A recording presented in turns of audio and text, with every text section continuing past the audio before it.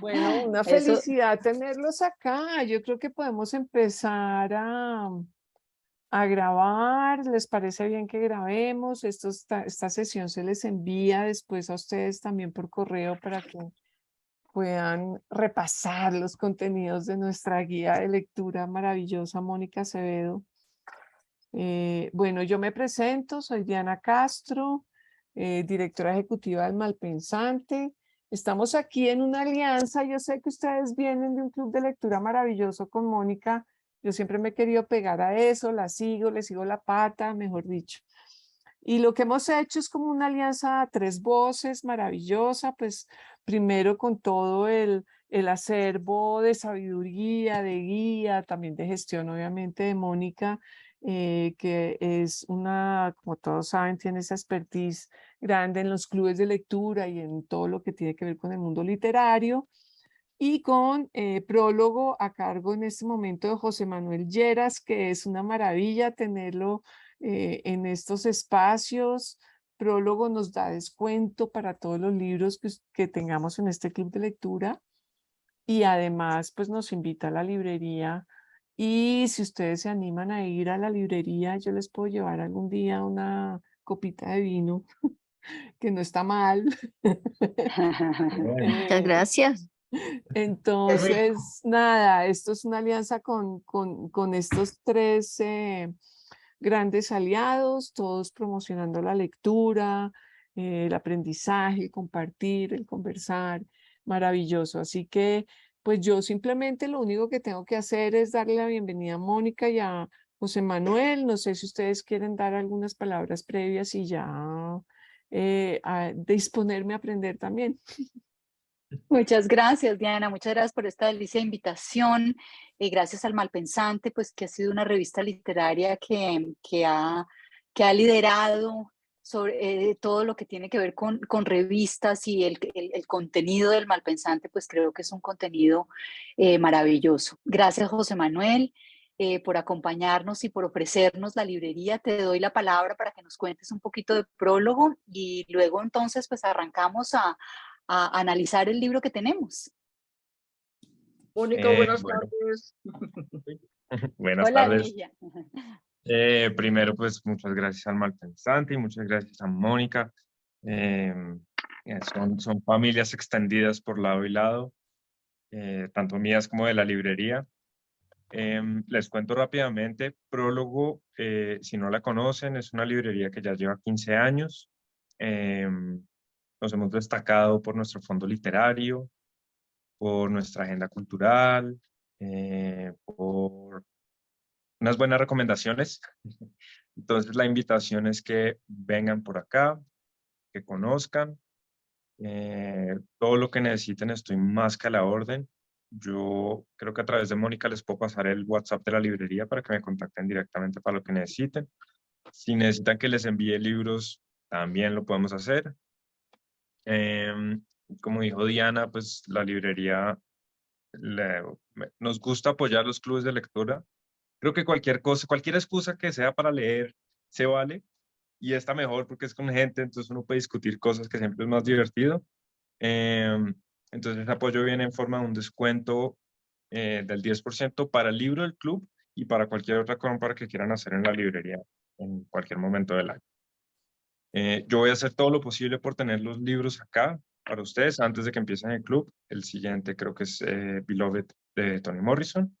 Entonces, estoy en la búsqueda de tenerlos acá. Y también invitadísimos a todos nuestros eventos. Tenemos presentaciones de libros, tenemos horas de cuento para niños, vamos a tener una exposición de fotografía y un concierto de violín este sábado. O sea, tenemos muchas cosas andando y se pueden ir enterando por nuestro Instagram, que es Prólogo Libros.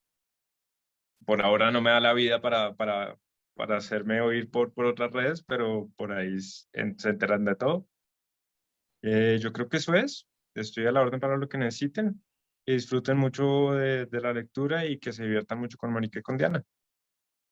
Muchas gracias, José Manuel. Muchas gracias. Prólogo, pues realmente es una librería maravillosa porque nos da gusto en conseguirnos obras literarias que no es fácil conseguir y además tiene unas recomendaciones deliciosas, tiene una cosa que se llama, ¿cómo es que se llama? Lo del correo de las brujas, esa cosa, ¿cómo se llama?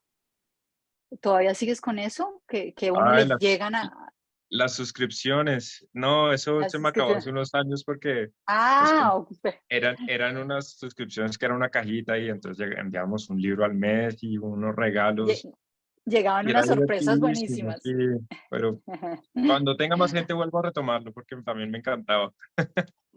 Sí, buenísimo. Bueno, pues y la idea que tenemos con Diana y con José Manuel, pues es hacer, nosotros entendemos y de hecho en este grupo pues hay muchas personas que a veces están por fuera de Bogotá, pero sí queremos poco a poco, paulatinamente ir recuperando la presencialidad.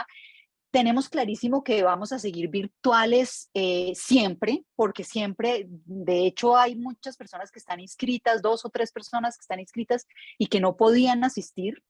Entonces, pues sí queremos y quieren solamente ver la grabación, pero entonces lo que sí queremos es que quienes puedan, pues sería delicioso que nos acompañen cuando puedan a Prólogo.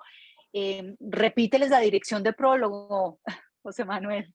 Me faltó pequeño Te dato. faltó dónde queda, Dirección y pequeño dato. teléfono de WhatsApp de Yo he una pedido el vez. prólogo. Ponlo en Eh, el chat. Ahorita les dejo en el chat entonces la dirección. Estamos en la carrera quinta con 67 y también les dejo el teléfono el teléfono de acá y el teléfono del WhatsApp. Okay. Perfecto. Y la otra cosa que les iba a decir es que en principio, pues vamos a tratar de hacer unas sesiones por la mañana y algunas veces por la tarde. Ahí estamos viendo si de repente el siguiente, porque yo he hablado con algunas de ustedes y muchas me han dicho que de repente hasta por la mañana muchas veces No. pueden. Entonces, de 10 a 12 muchas personas les queda más fácil y ahí pues de pronto no tomamos vino, como dice Diana, pero sí tomamos cafecito. Ahí al lado está Claudia No, Aparicio con también les sus... puedo llevar chocolate y catas de Ah, café y bueno. de chocolate, todo mientras nos deje José Manuel, pero yo, mejor dicho, me encargo de la media nueves, las medias nueve.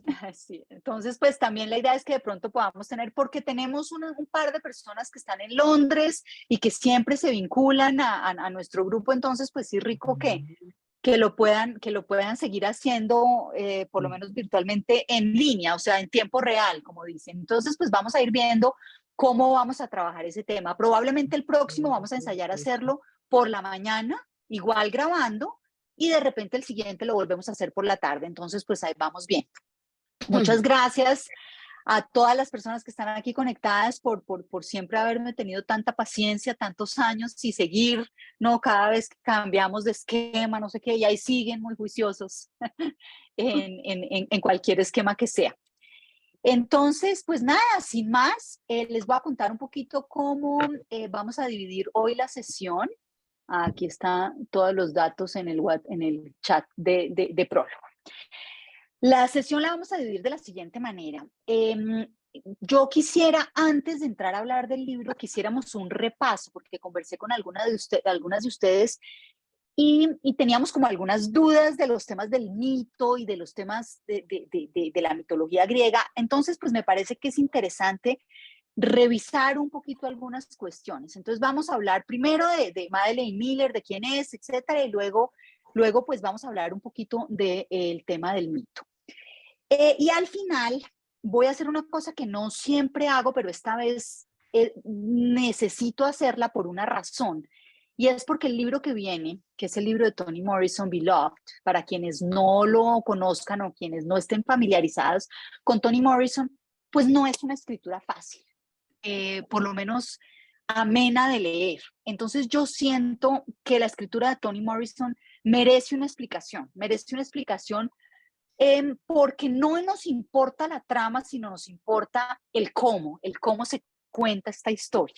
Yo sé que todas las personas que están en este grupo, porque sé quién es cada uno de ustedes, son perfectamente capaces y al contrario, van a aportar muchísimo con la lectura de Toni Morrison, pero ya me ha pasado en otros escenarios en que la gente lo deja simplemente porque siente que es una lectura difícil. Y la forma como he logrado que se vuelva una lectura amena es hacer una breve introducción.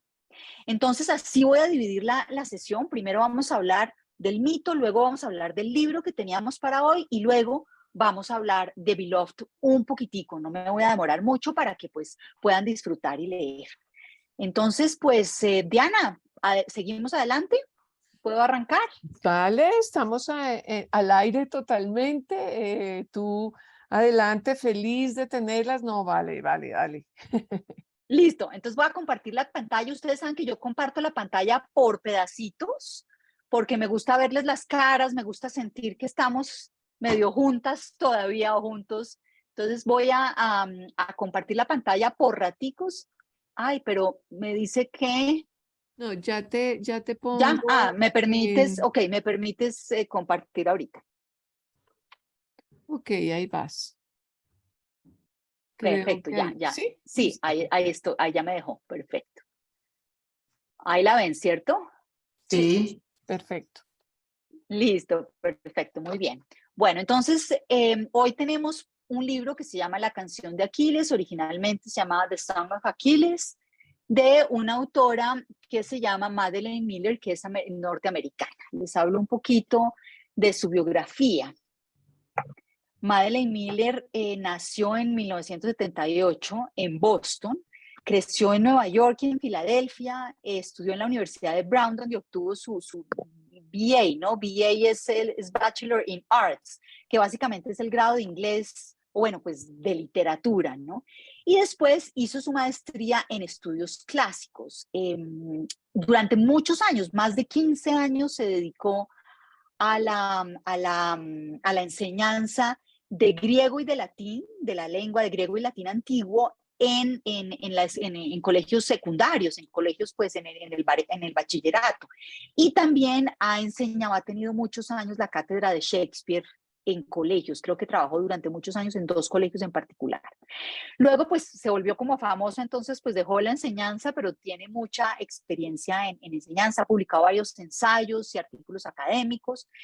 Estudió dramaturgia en la Universidad de Chicago y después se convirtió en profesora de la Universidad de Yale, profesora precisamente de drama. Y lo que ha hecho es adaptar, pero no es profesora de planta de Yale, sino que lo que hace es como adaptar textos clásicos a lo moderno. Yo no sé si alguno de ustedes ha ido a, a ver, por ejemplo, no sé, las troyanas o, bueno, alguno de las tragedias griegas o Edipo Rey adaptado a la modernidad, ¿no? Eso es precisamente lo que hace ella, escoger el texto clásico y el texto de la tragedia griega y adaptarlo a la modernidad. Pero también revisa muchos scripts de textos antiguos, pues porque es filóloga clásica y además de que sabe perfecto griego y latín, entonces pues revisa los textos en su idioma original precisamente para poderlos presentar. Pero bueno, pues básicamente su gran expertise, ella es filóloga clásica, entonces conoce la mitología al pie de la letra y lo que ha hecho pues es precisamente usar ese conocimiento junto con su expertise en el drama, en la tragedia, y pues lo ha juntado y lo ha expresado en esta nueva forma que es la novela, es decir, transmitirnos varios de los mitos, o por lo menos 2 de los más importantes, dentro de la novela. ¿Cuáles son sus libros principales? Solamente me voy a referir porque ha publicado varios artículos académicos y pues decidí que solamente les iba a hablar de las novelas. Ha publicado básicamente 2 grandes novelas que son esta que leímos para hoy, que se llama La canción de Aquiles, que fue su primera novela, The Song of Achilles, y estuvo premiada en el 2012, que fue que la publicó por un premio que es bastante importante, se llama el Orange Prize for Fiction. También fue bestseller del New York Times, que pues básicamente, eso es como un premio, ¿no? Eso es como un premio porque cuando uno lo nombran bestseller como escritor, pues obviamente es mejor casi que lo premien, ¿no? Porque inmediatamente la gente lo compra. Luego, también también estuvo en el shortlisted de Stonewall. Stonewall es la librería esa famosa inglesa, ¿se acuerdan? Y estuvo en el shortlist. Las librerías también ponen también ponen de vez en cuando sus listas de favoritos, así como José Manuel dice, mis favoritos, ustedes siguen a José Manuel en Instagram y se dan cuenta que él dice, los favoritos de Prólogo durante el mes de no sé qué son los siguientes. Entonces, pues la gente como que se anima a comprarlos. Luego su novela Circe fue también número 1, pero rapidísimo, en el New York Times. Ganó the Indie's Choice Best Adult Fiction of the Year. Ganó además el mejor audiobook del Year Award. También estuvo que se ganó un premio que se llama el Women's Prize for Fiction. Se ganó otro premio que se llama el Red Pentacle Award de la American Library Association. Además se ganó otro que en el 2018 que se llama el Big Book. Y imagínense que además lo están adaptando ahorita para una serie de HBO. Entonces, bueno, la verdad la primera vez que yo tuve que ver con Circe fue, con Madeleine Miller fue a través de Circe. Incluso antes de que llegara la traducción, nosotros en la universidad alguna vez habíamos tenido una conferencia virtual y ella había estado presente, entonces pues ya la conocíamos, por lo menos sabíamos de su existencia, entonces apenas llegó la novela, pues inmediatamente la leí y me la devoré porque pues es una interpretación bien feminista y bien interesante del mito de Circe. Entonces pues como les cuento, ahora pues más encima lo van a adaptar. La novela inicialmente la publicó HarperCollins, la de Song of Achilles la publicó HarperCollins en el 2012. Y bueno, ahora sí, hablemos un poquito de, ya sabiendo pues que como los datos esenciales de Madeleine Miller, hablemos del mito. Yo quisiera a ver si alguno de ustedes me dice, ¿qué es para ustedes el mito? ¿Qué tienen ustedes en la cabeza de qué es un mito? ¿Quién se aventura? Lo que he leído que es un mito, algo Dale, muy Ligia. sencillo, como le dicen a uno que es una mentira. No sé. Una mentira. Dale, me gusta, me quiero ver las caras, pero sí, Ligia, muy bien, una mentira. ¿Quién más tiene otra interpretación? O que sea la misma. Algo imaginario. Algo imaginario, dice Sandra. ¿Quién más?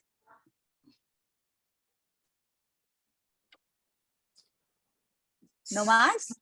Algo que no, que pues que sí es imaginario, pero tiene una creencia popular. Algo que es imaginario y tiene una creencia popular, dice Aida. ¿Quién más? Es una leyenda. Tiene una estructura. Una leyenda, dice Diana. Una leyenda. Tiene una estructura tanto social. Te nos perdiste, María C. ¿Me escucha, Mónica? Ahora sí, decías que tiene una estructura, ¿qué? Tanto social como psíquica. Genial. O sea, tenemos estructura social y psíquica, tenemos una leyenda, tenemos una mentira, nos dijo Ligia, tenemos algo que es imaginario, tenemos bastantes interpretaciones. Y es que en efecto, casi que en la conversación diaria de la gente, uno oye la palabra mito como para sugerir que una historia no es verdadera.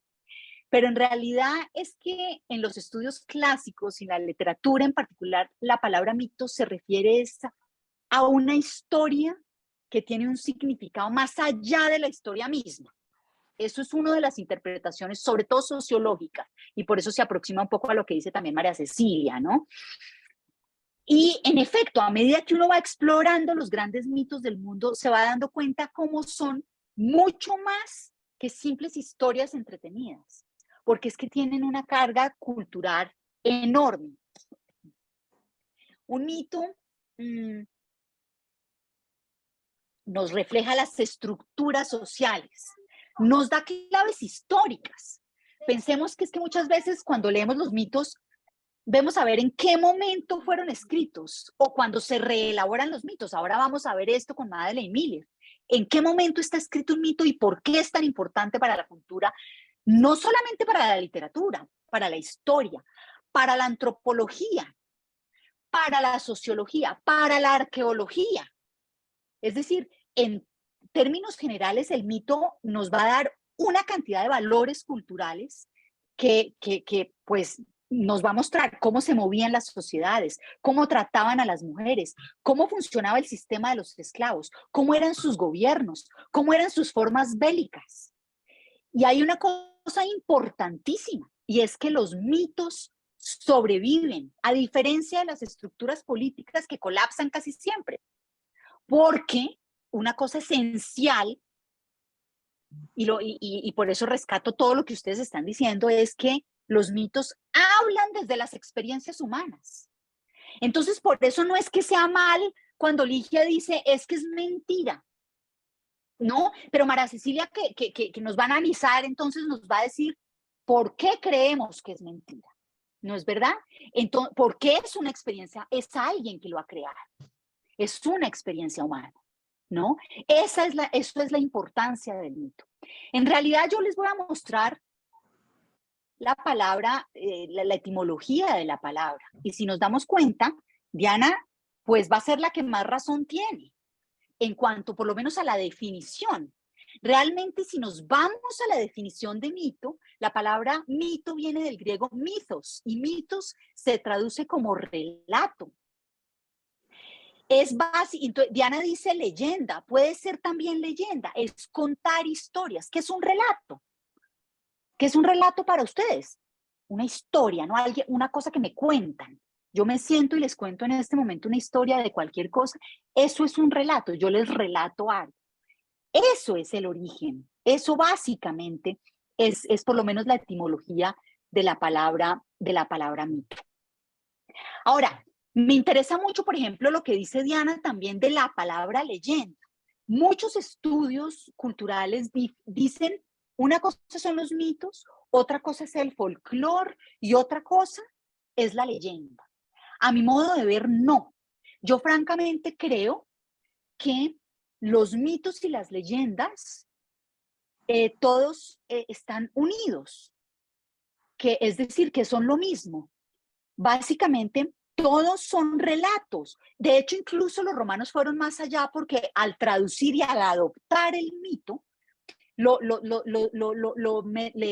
hablan como la palabra fábula, hablan de fábulas, inclusive nosotros interpretamos las fábulas como aquellas que nos dejan como una enseñanza, ¿no? Después las interpretamos como aventuras de animales, pero todo aquello que nos deja una enseñanza, hablaron los romanos, es que era como una fábula. Entonces, tanto lo que es contar historias era lo que era para ellos la palabra mito. Ahora, ¿qué tienen que ver las religiones? Mucho tienen que ver las religiones. Dijéramos que en los estudios, tanto literarios como sociológicos, a veces decimos las religiones son un sistema de creencias y valores, ¿no? Entonces a veces dicen, no, un momentico, pero es que la mitología griega no necesariamente tenía montado un sistema de creencias y valores. Eso no es cierto necesariamente. Hay muchos sistemas de creencias y valores en la mitología griega. Lo que pasa es que uno a veces dice, uy, pero es que esos dioses eran terribles. Es decir, Zeus era un mujeriego, Zeus no sé qué era, estas mujeres eran súper egoístas, ¿no? Y lo que pasa es que estamos acostumbrados a un sistema de creencias diferentes, ¿no? El sistema de creencias, sobre todo judeocristiano, pues se basa primero que todo en el monoteísmo, ¿no? En la creencia en un solo Dios. Pero la creencia en múltiples dioses ayudaba a un sistema de valores y creencias. Por ejemplo, había un dios específico para la agricultura, había otra diosa de la guerra, en fin, había una serie de dioses a los cuales le rendíamos cultos y teníamos un sistema relativo de creencias. Entonces, algunas veces las religiones también dialogan con el concepto de mito, aunque no siempre sean concebidas como sistemas de creencias. Son muy cercanas. Miremos, por ejemplo, el caso de la religión judeocristiana. El Torá, que es la Biblia hebrea, o para las personas que provienen o que estamos en el mundo cristiano, es lo que llamamos nosotros el Antiguo Testamento, ¿no? El Antiguo Testamento del Torá no es más que una colección de relatos, una colección de historias, una colección, como dijo Diana, de leyendas, un grupo de historias puestas juntas. En algún momento dado, estas historias que vienen de la tradición oral, vienen y vienen por años de la tradición oral. En el año más o menos 700 antes de Cristo, un grupo de sacerdotes ortodoxos judíos dicen, hombre, tenemos que poner esta cosa más formal. Tenemos que organizar estas historias, todas estas leyendas en un sistema organizado, ¿no? Y empiezan a crear unas historias que se vuelven canónicas, entre otras historias que vienen de otras mitologías, como la griega, por ejemplo. Acuérdense lo del arca de Noé, ¿se acuerdan de lo del arca de Noé? Esto es súper de la mitología griega. Hay otros de la mitología egipcia, ¿no? Muchas cosas de Isis y de la mitología egipcia que están incorporadas en la mitología judeocristiana. Entonces, muchas veces los mitos también dialogan con la religión y dialogan precisamente con la experiencia humana. Por eso es que pues son creaciones humanas, pero perviven por mucho tiempo. Entonces, posiblemente para nosotros, que llevamos 2000 y pico de años con una religión muy cristiana y un poquito más con la judía, pues porque la judía va más allá, pero también piensen ustedes que si ustedes se remiten a la mitología egipcia, por ejemplo, pues estamos hablando de 4000 años. Isis lleva muchísimos más años que Jesús que la misma religión monoteísta de la cual comparten tanto el cristianismo como el judaísmo como el islam. Entonces, ahí se juntan muchas veces los sistemas de creencias con los mitos. Entonces, no siempre son mentiras, porque no sabemos qué son. Posiblemente son mentiras para unos, lo que es una verdad para otros. Entonces, sí, probablemente al pasar de los años se ha convertido en que de repente esto no es verdad, porque una religión ha predominado sobre otra. Perdón, un sistema de creencias ha predominado sobre otro, ¿no? Y eso justamente yo creo que es lo que hace que los mitos vivan y sigan viviendo, ¿no? Que se mantengan vigentes porque nos enseña una cantidad de cosas culturales. Ahora, ¿qué es lo más interesante de esos mitos? Diana, aquí me está diciendo una cosa, es que time left 4:35, eso no... Eso está rarísimo, pero yo ya tengo un enlace nuevo, por si acaso se nos corta, pero quieren que cambiemos de una vez entonces a ese enlace nuevo.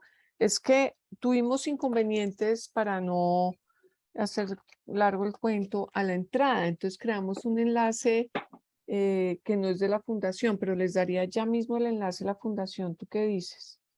Lo que tú prefieras, lo que tú digas, Pues yo si diría quieres que ponerlo. podríamos irnos de una vez a la otra sesión.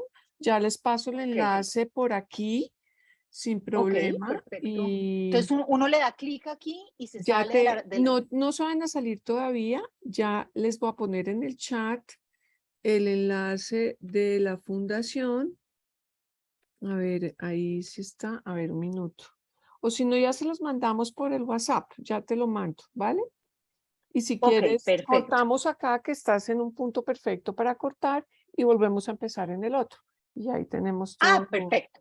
¿Listo? Perfecto. Entonces, Perfecto. déjame que... Pero bueno, ya que nos quedan 3 minuticos, déjame para completar este pedacito, dale. dame los 3 minuticos y ya nos conectamos en el otro link por una razón. Y es porque les quería decir algo que tiene que ver con lo que acaba de decir, y es que una de las cosas más importantes es que el mito pervive, y el mito pervive y se reinterpreta. Entonces, en algún momento dado, los señores ortodoxos judíos dicen, hombre, este mito, por ejemplo, del arca de Noé, lo vamos a tomar prestado de la mitología griega y lo vamos a acomodar a las necesidades de ahora. Y así sucesivamente. Luego el cristianismo también adapta muchísimo. El Nuevo Testamento está lleno de relatos, historias de la mitología, tanto griega como de la mitología nórdica, incluso de la mitología, alcanza a agarrar algo de la mitología egipcia también, el cristianismo, ¿no? Entonces, y lo mismo hace Madeline Miller y durante años, muchas personas van reinterpretando el mito y adaptándolo a las necesidades culturales, políticas, religiosas simplemente se va adaptando y se va reescribiendo nuevamente. ¿Listo?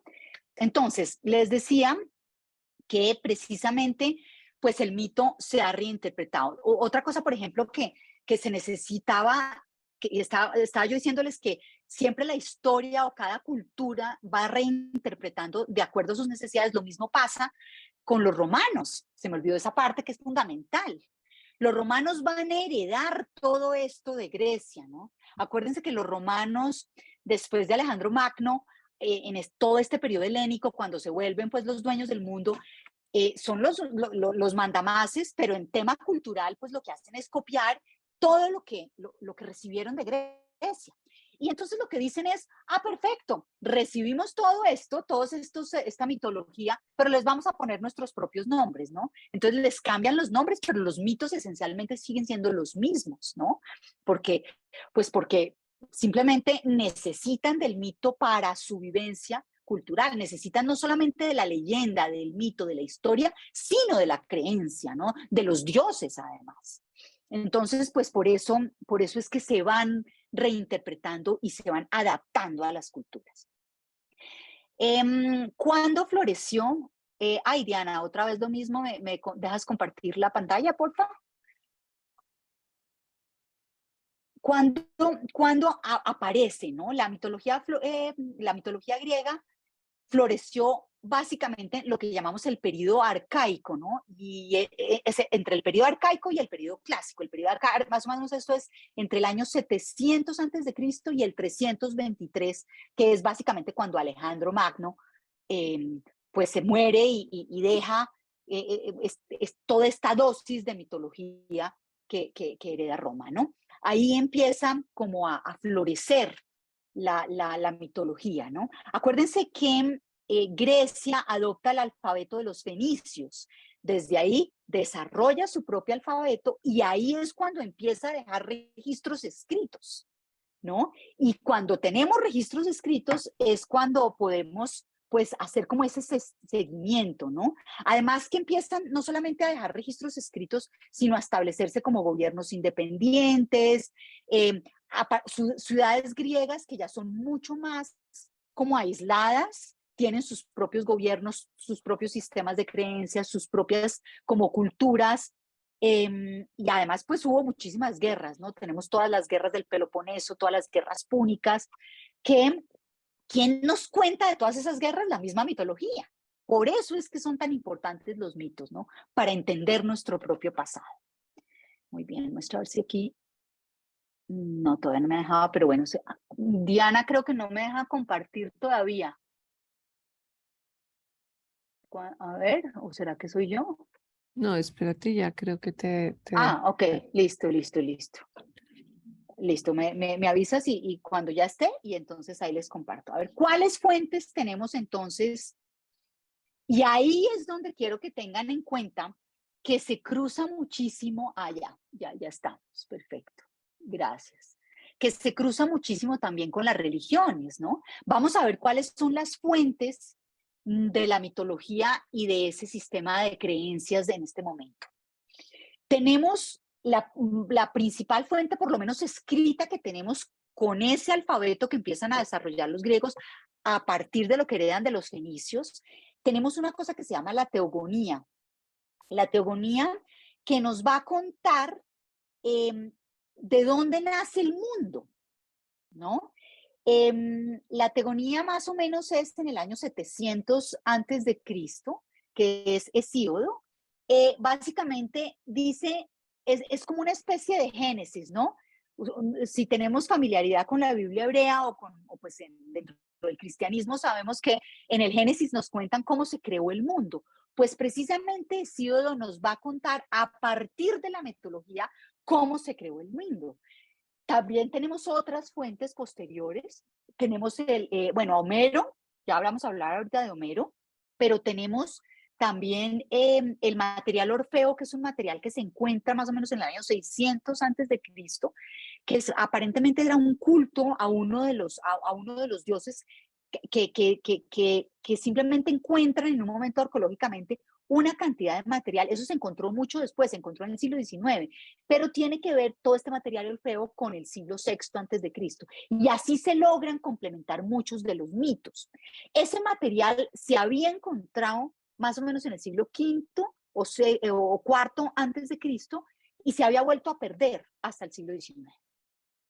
¿Qué más tenemos de fuentes? Pues obviamente el arte. En el arte tenemos una cantidad de vasijas. Nosotros tenemos un taller en el Departamento de Humanidades, en la Facultad de Artes y Humanidades, en el que ponemos a dialogar el arte con la literatura. De hecho, lo dictamos el año pasado y vamos a volver a repetirlo, yo les aviso, porque es delicioso justamente ver todas estas expresiones artísticas, cómo nos enseñan sobre los mitos, ¿no? Entonces, cuando uno ve en una vasija que tiene los mismos 700 años o los mismos 500 años, cómo lo pintan. No crean que los mitos son solamente Botticelli y todo esto, pues que lo van a pintar en el Renacimiento, van a pintar a la Venus y van a pintar todos estos que tenemos en la cabeza. Tenemos todo esto, toda esta expresión artística de Grecia antigua, es decir, del año 500, 400, 300 antes de Cristo, ¿no? Incluso desde la misma supuesta Troya, ¿no? Hablemos primero de algunos de los mitos antes de llegar. Es que no quiero meterme todavía con Homero porque quiero hablar de eso específicamente para poder entrar a hablar de Madre de Emilia. Pero hablemos un poquito de la creación. De la creación de la cual nos habla la teogonía, es decir, de donde nacen estos dioses. En el comienzo, dice Hesíodo, había un abismo muy grande, como un hueco negro, donde surgen tres elementos que es Gaia, que es la tierra, es el Tártaros. El Tártaros es como una especie bajo la tierra, una especie que no se ve, que es muy oscura, pues que obviamente se va a parecer mucho como al infierno judeocristiano, ¿no? Y también tenemos otro elemento que es fundamental dentro de la mitología inicial, que es la del Eros, ¿no? Que es el deseo sexual. De estos tres elementos vinieron otros elementos como Uranos. Uranos es el cielo, y de la unión de Gaia y Uranos nace la primera generación de los dioses, que son los titanes, ¿no? Recordemos pues los famosos titanes. Uranos empieza a despreciar a sus hijos, a todos los titanes, y entonces los manda al Tártaros, allá a ese infierno, ¿no? Los manda porque los desprecia.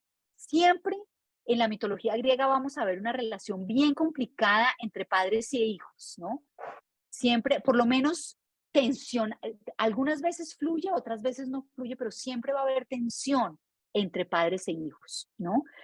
Entonces los manda al Tártaros, pero hay uno de sus hijos que se llama Cronos, que decide con la ayuda de su madre cortarle los genitales a Uranos, ¿no? Y los manda al mar, ¿no? Los manda lejos. De hecho, pues hay varios mitos, por ejemplo, Afrodita, que es esencial en uno de estos mitos, nace precisamente de los genitales que fueron lanzados a los océanos.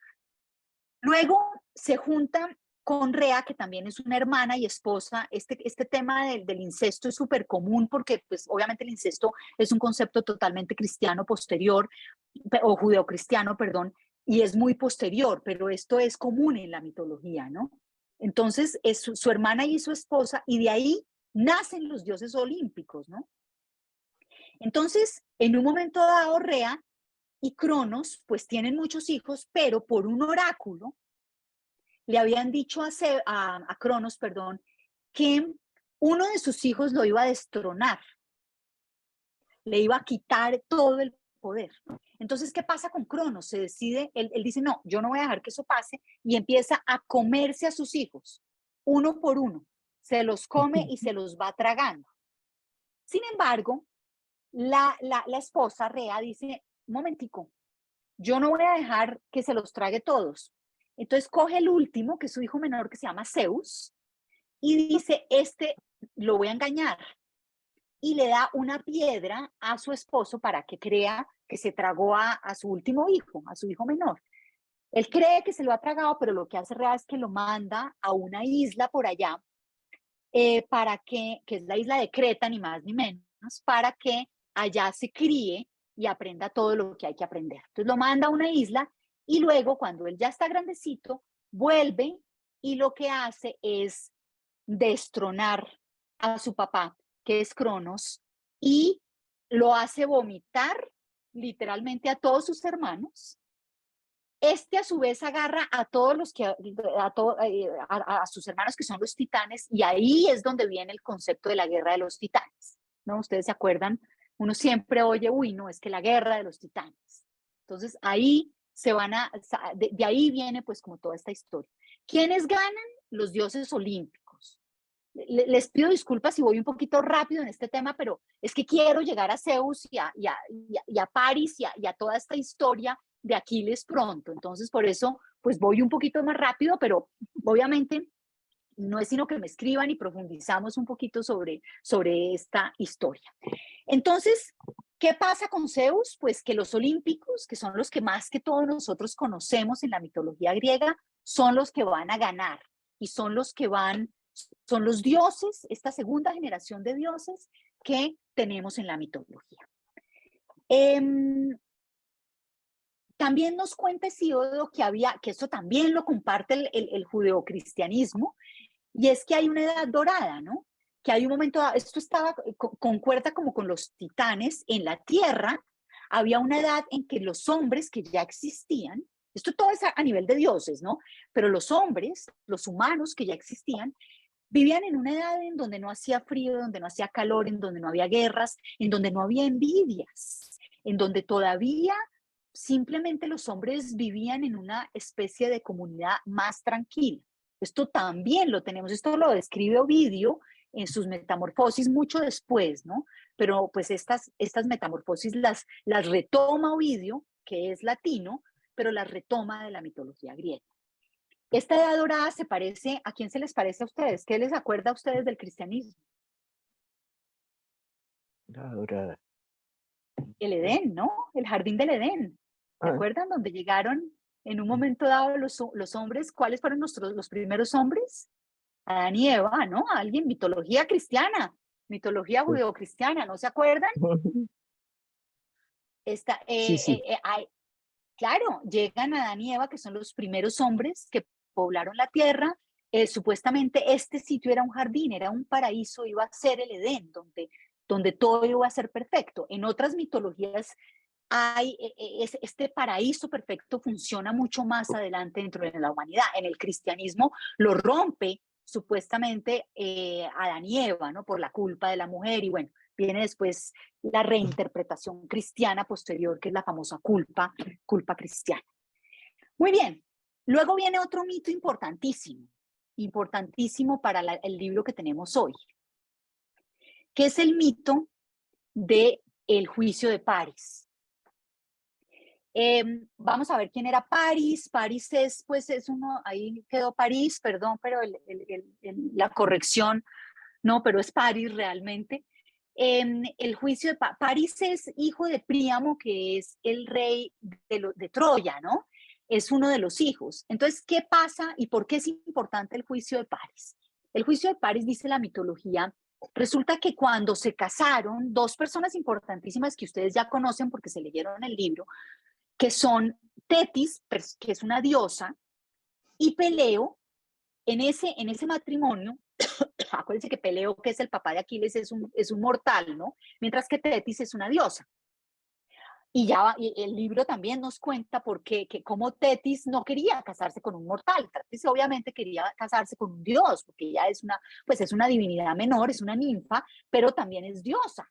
Entonces, pues ella quería, y de hecho, tanto Zeus como Poseidón, que es el dios, que es su hermano Poseidón, que es el dios del mar, la pretendían, querían casarse con ellas, pero por un oráculo precisamente que decía que Tetis iba a engendrar un hijo poderosísimo, que iba a tener una fuerza superior a muchos de los dioses olímpicos. Les da mucho miedo y dicen, no, a esta diosa, no la podemos casar con otro dios o no nos podemos casar con ella, tenemos que casarla con un mortal, porque va a tener un hijo pues que va a ser muy poderoso y no podemos pues correr el riesgo de que nos destrone, ¿no?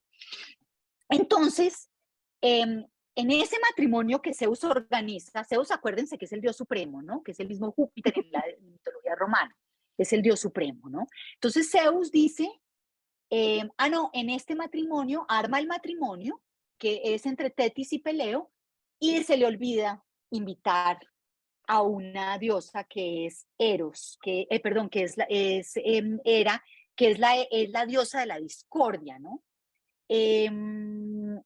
Y están en el banquete, y ella se pone furiosa y dice, pero esta vaina, ¿cómo así que no me invitaron a esta fiesta tan rica? Yo también quería venir a esta fiesta. Pues ella dice, es la diosa de la discordia, no se les olvide, es una diosa que causa discordia. Entonces lo que hace es que se asiste al matrimonio de todas maneras y deja una manzanita ahí encima. Y es una manzana, que es la famosa manzana de la discordia, que dice, esta manzana es para la más hermosa. Hay algunas interpretaciones y traducciones que dicen que no es la más hermosa, sino la más justa. Eso es eso ha habido muchas discusiones en qué quiere decir en griego lo que dicen y siempre terminan concluyendo que lo que quiere decir es la más hermosa. Pero la más hermosa es un concepto un poco más amplio en la mitología griega porque incluye precisamente este concepto también de justicia. La hermosura implica también una justicia absoluta. Entonces, pues dice, vamos a ver quién se gana esa manzana. Y Zeus, que es muy avispado, está en Atenea, están 3 diosas ahí en el matrimonio. Atenea, que es la diosa de la sabiduría, Atenea es la diosa de la guerra, es la misma Diana en la mitología romana, ¿no?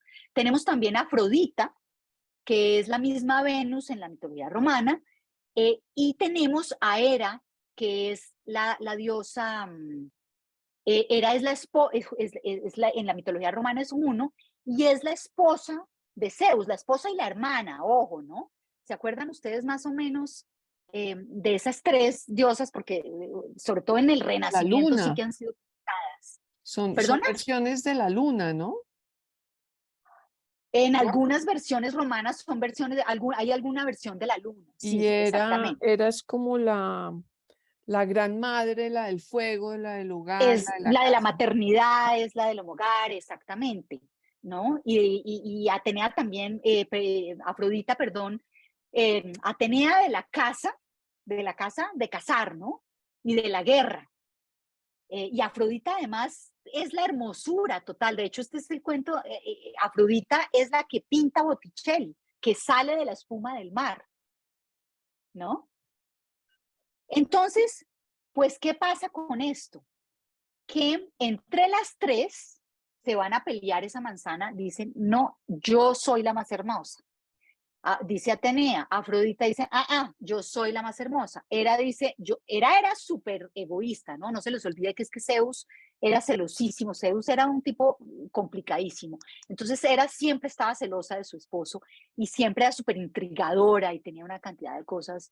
Entonces, entre las 3 se van a pelear, pero Zeus dice, yo no me voy a meter en ese problema, en estas 3 viejas diosas. Yo voy a dejar que un mortal, que es Paris, sea el que solucione el problema. Entonces miren lo que hacen estas viejas. Deciden corromperlo. Atenea dice, yo le voy a dar un regalo a usted, Paris, que le va a servir muchísimo y es que le voy a dar la sabiduría en la guerra. Si usted me escoge a mí como ganadora, usted va a saber todo lo que tiene que ver con el arte de la guerra y pues probablemente va a ganar. Afrodita le dice, yo le voy a dar un regalo a usted, Paris. Le voy a dar la mujer más hermosa del mundo. Y Hera, que es súper manipuladora, le dice, yo en cambio le voy a dar el pequeño detallito del poder. Usted va a poder gobernar toda Europa y todo Asia. Imagínense ustedes estas perlitas que le ofrecen estas mujeres cuando quieren corromper a Paris. Y pues, ¿alguien se acuerda quién ganó? ¿Quién se acuerda quién ganó? Afrodita. Afrodita. Exactamente, Ligia. ¿Por qué? Porque le dio a la mujer más hermosa del mundo, que ¿quién es en ese momento? Helena. Helena de Troya, Helena papi. de Troya. Helena de Troya, exactamente. Entonces, le dice, pues París, ni corto ni perezoso, dice, yo quiero la vieja más linda del mundo. Entonces, la manzana de la discordia se la gana Afrodita. De ahí en adelante, Afrodita va a estar muy del lado precisamente de los troyanos, mientras que Atenea, que está furiosa con París, pues va a hacer todo lo posible para apoyar a los aqueos, que son los griegos, ¿no? Entonces, ¿qué termina pasando? Simplemente para contar lo que pasa posteriormente con Troya. ¿Qué termina pasando? Pues que resulta que que Helena de Troya, adivinen qué, está casada con un señor que se llama Menelao, que es uno de los de los reyes griegos, ¿no? Acuérdense que algo que yo ya dije al principio, Grecia está ya conformándose como diferentes reinos pequeños. Y Agamenón es un poco el que más poder tiene de todos, es el rey de reyes.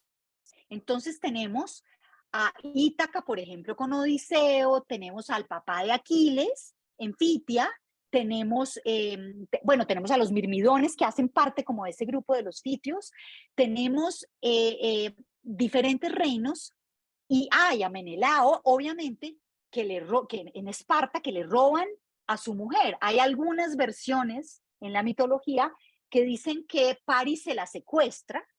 Hay otras versiones que dicen que no, que ella se fue voluntariamente, ¿no? A mí me gusta más esa, porque obviamente tenemos, ahorita vamos a hablar de la película, pero tenemos este churrote de Orlando Bloom, y en cambio Menelao es un tipo feísimo, viejo, mucho mayor que ella. En la mayoría de las versiones Menelao es mucho mayor que Helena, ¿no? Y es un viejo feo. Entonces, pues uno como que tiende a pensar que más bien ella decidió irse con París y no que fue que se la robaron. Pero hay otras versiones en que simplemente se la secuestran, pues porque es que Afrodita ayuda, ¿no? Afrodita es una diosa, no se les olvide, y Afrodita ayuda a que Helena pues se vaya con los troyanos. Entonces, pues, ¿qué pasa? Y ahí viene algo que yo les estaba diciendo de la pervivencia y de la importancia de los mitos. Y es que desde el punto de vista político, por lo menos el punto geográfico donde creemos, ahorita hablamos de eso, pero donde creemos que está Troya, era importantísimo en la guerra del Peloponeso y en todas las guerras púnicas, que son las guerras del Mediterráneo, para el comercio. Entonces, un poco lo que nos da a entender la mitología y todas estas historias que conocemos a partir de lo que ya les conté, que son la Ilíada, la Odisea, la Teogonía, y después, durante las guerras púnicas, todas las tragedias griegas que reinterpretan estos mitos y los acomodan a estas necesidades, pues vamos a ver cómo no solamente era que se robaron esta vieja, sino que los aqueos realmente necesitan que la ciudad de Troya caiga, porque era pues una ciudad aparentemente muy importante para el comercio. Todo esto son especulaciones y reinterpretaciones de los mitos, porque no necesariamente sabemos eso. Pero muchos arqueólogos dicen sí, Troya necesitaba caer y era importante para el imperio griego. Entonces, no solamente la disculpa de Agamenón es, hombre, le robaron a mi hermano a su esposa, vamos a ir por ella, ¿no? Vamos a ir a rescatar a Helena a Troya. Muy bien, entonces, ahí ahora sí hablemos de la guerra de Troya. ¿Qué tienen ustedes en la cabeza de Troya? ¿Quién tiene algo que pueda compartirnos de Troya? ¿Qué es la guerra de Troya? ¿Entre quién y quién fue la guerra de Troya? ¿Quién se acuerda? ¿Qué tiene? No importa que sea la versión de Brad Pitt, me encanta la de Brad Pitt, porque es un churrazo. ¿Alguien? ¿Quién se acuerda? ¿Quién se acuerda? Pues la guerra de Troya es entre los griegos y los troyanos. La guerra de Troya, por ahí vamos bien, es entre los griegos y los troyanos, básicamente por recuperar supuestamente a Helena, que era la esposa de Menelao, ¿no es verdad? Muy bien, ¿qué es lo que pasa con Troya? La historia es muy sencilla, es tal cual como nos la relata incluso Madeleine Miller. Paris se roba o Helena se va con Paris y Agamenón decide juntar a todos los ejércitos de los reinos griegos, a los espartanos, a los mirmidones, a los titios, a todos, Odiseo es Ítaca, ¿no? A todos y arma un ejército impresionante, ¿no? Arma un ejército que está descrito en el canto 2 de la Ilíada, que después lo repite ni más ni menos que Miguel de Cervantes. El Quijote lo repite de una manera maravillosa, pero lo repite con todo el medioevo.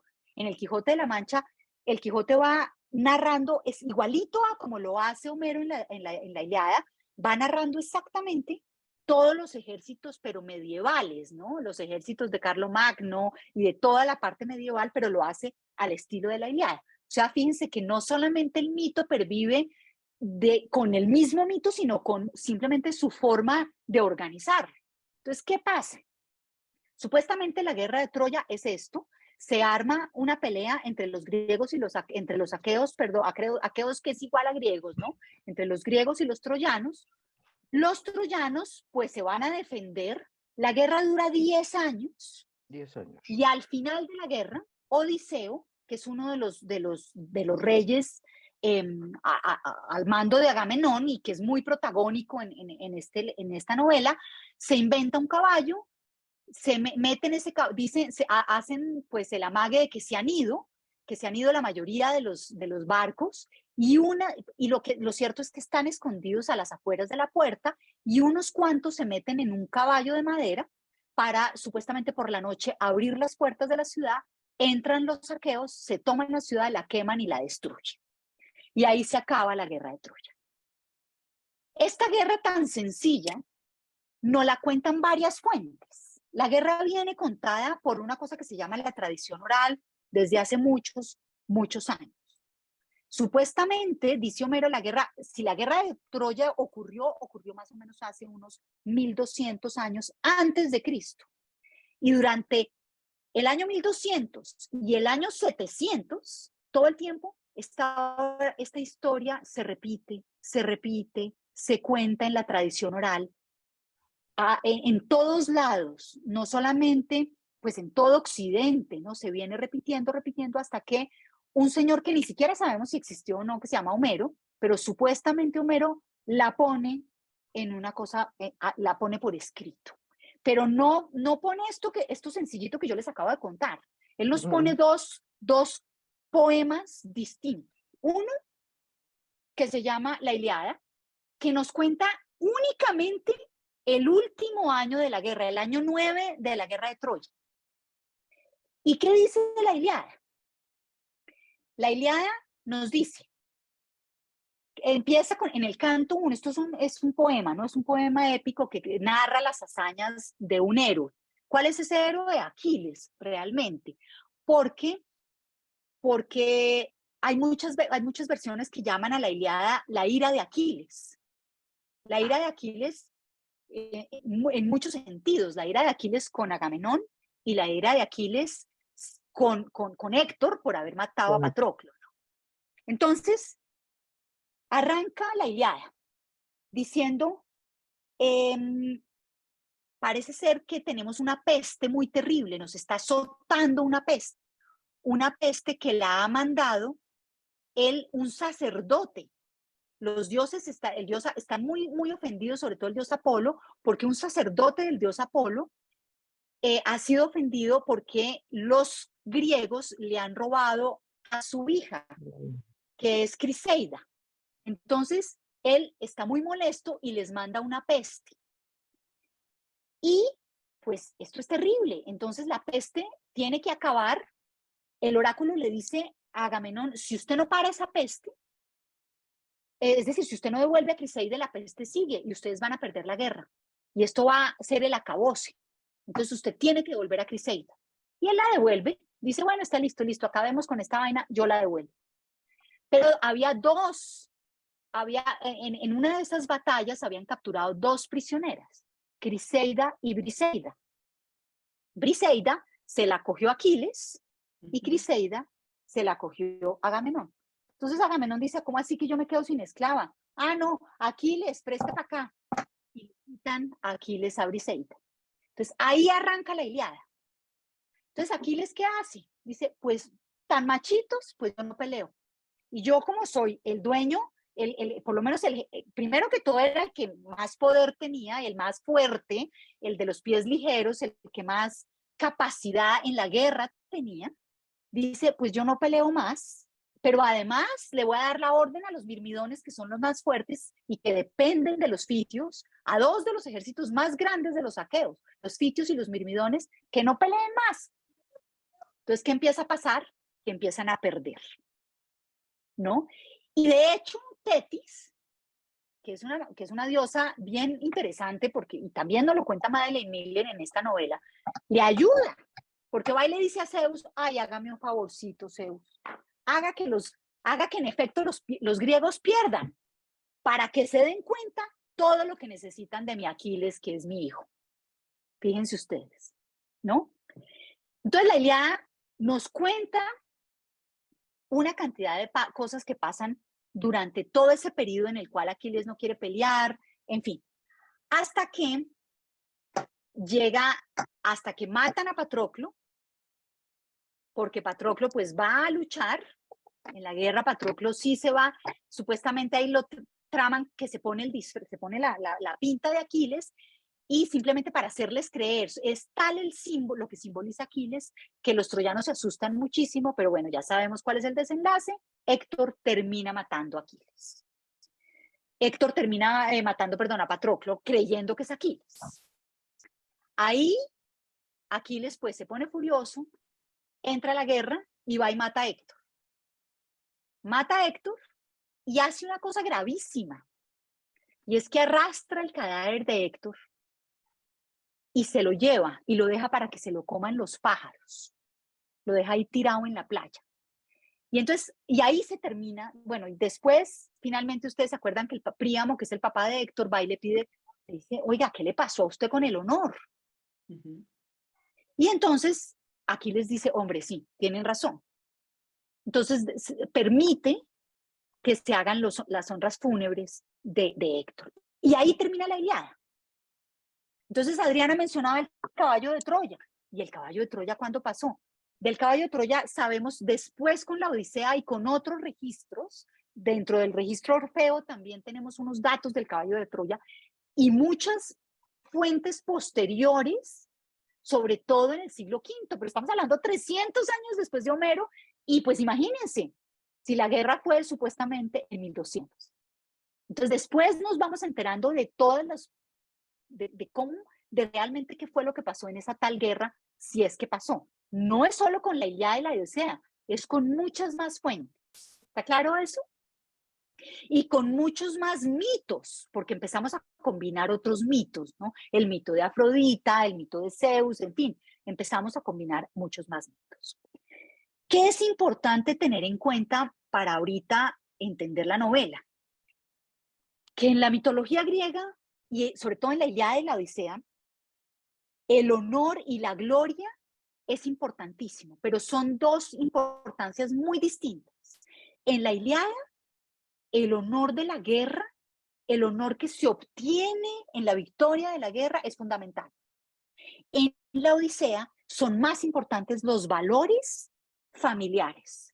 Por eso es que Odiseo tiene que volver a Ítaca a juntarse con Penélope. En la Odisea, Odiseo dura 20 años fuera de su casa, porque dura 10 años en la guerra y otros 10 años hasta que logra llegar exactamente a Ítaca donde Penélope. Entonces, por eso es que el honor es tan importante, ¿no? Y el honor es un valor fundamental que se tiene que reinventar y que precisamente Madeleine Miller pues nos lo muestra a nosotros lectores del siglo XXI de una manera diferente. ¿Alguna pregunta hasta ahí? Todo perfecto, Mónica, muy bien. Bueno, muy bien, ahí vamos, ahí vamos. Muy bien, entonces, ahora simplemente un dato arqueológico o histórico, pues yo creo que ustedes ya lo saben, pero bueno, ¿qué pasa con la guerra de Troya? Por muchos años, pues se llega a creer, sobre todo después como del medioevo y cuando en el Renacimiento empiezan estas técnicas historiográficas. Acuérdense que el cristianismo detuvo muchos momentos, muchos estudios historiográficos y arqueológicos, ¿no? Durante muchos años del medioevo se detuvieron básicamente pues por el sistema de creencias cristiano, ¿no? Que no permitía algo diferente, entonces se detuvieron. Entonces, y de ahí en adelante, cuando arranca la historiografía a encontrar muchísimas fuentes y cuando rescata lo clásico, empieza a creerse que Troya no existió. Pues porque, ¿dónde está Troya? ¿No? Hasta que en el siglo XIX, un alemán que se llama, de apellido Schliemann, que no es arqueólogo, él es simplemente un aficionado a lo clásico, pero tenía mucha plata. Lidera unas excavaciones y en efecto encuentran unas excavaciones en lo que es hoy en día Turquía, como en Éfeso, un poco más abajo. Encuentran unas excavaciones que dan a entender que ahí estaba Troya. Él encuentra un tesoro que se lo atribuye, por lo menos en el 19, a Agamenón, y se llama el tesoro de Agamenón. Después se dan cuenta que ese tesoro no puede pertenecer a Agamenón, sino que era mucho antes. Pero y pues no me voy a detener porque tenemos que entrar en la novela, pero lo que sí es cierto es que los arqueólogos hasta hoy en día han encontrado más o menos unas 9 Troyas, o sea, 9 niveles que hacen suponer que sí pudo haber existido una Troya. Sobre todo encuentran pues muchos registros, mucho arte que muestra la situación bélica que ocurrió. En la capa novena, la Troya 9 es la que le atribuyen a lo que posiblemente fue esa guerra, ¿no? Esa batalla que existió, que fue más o menos en el año 1200 antes de Cristo.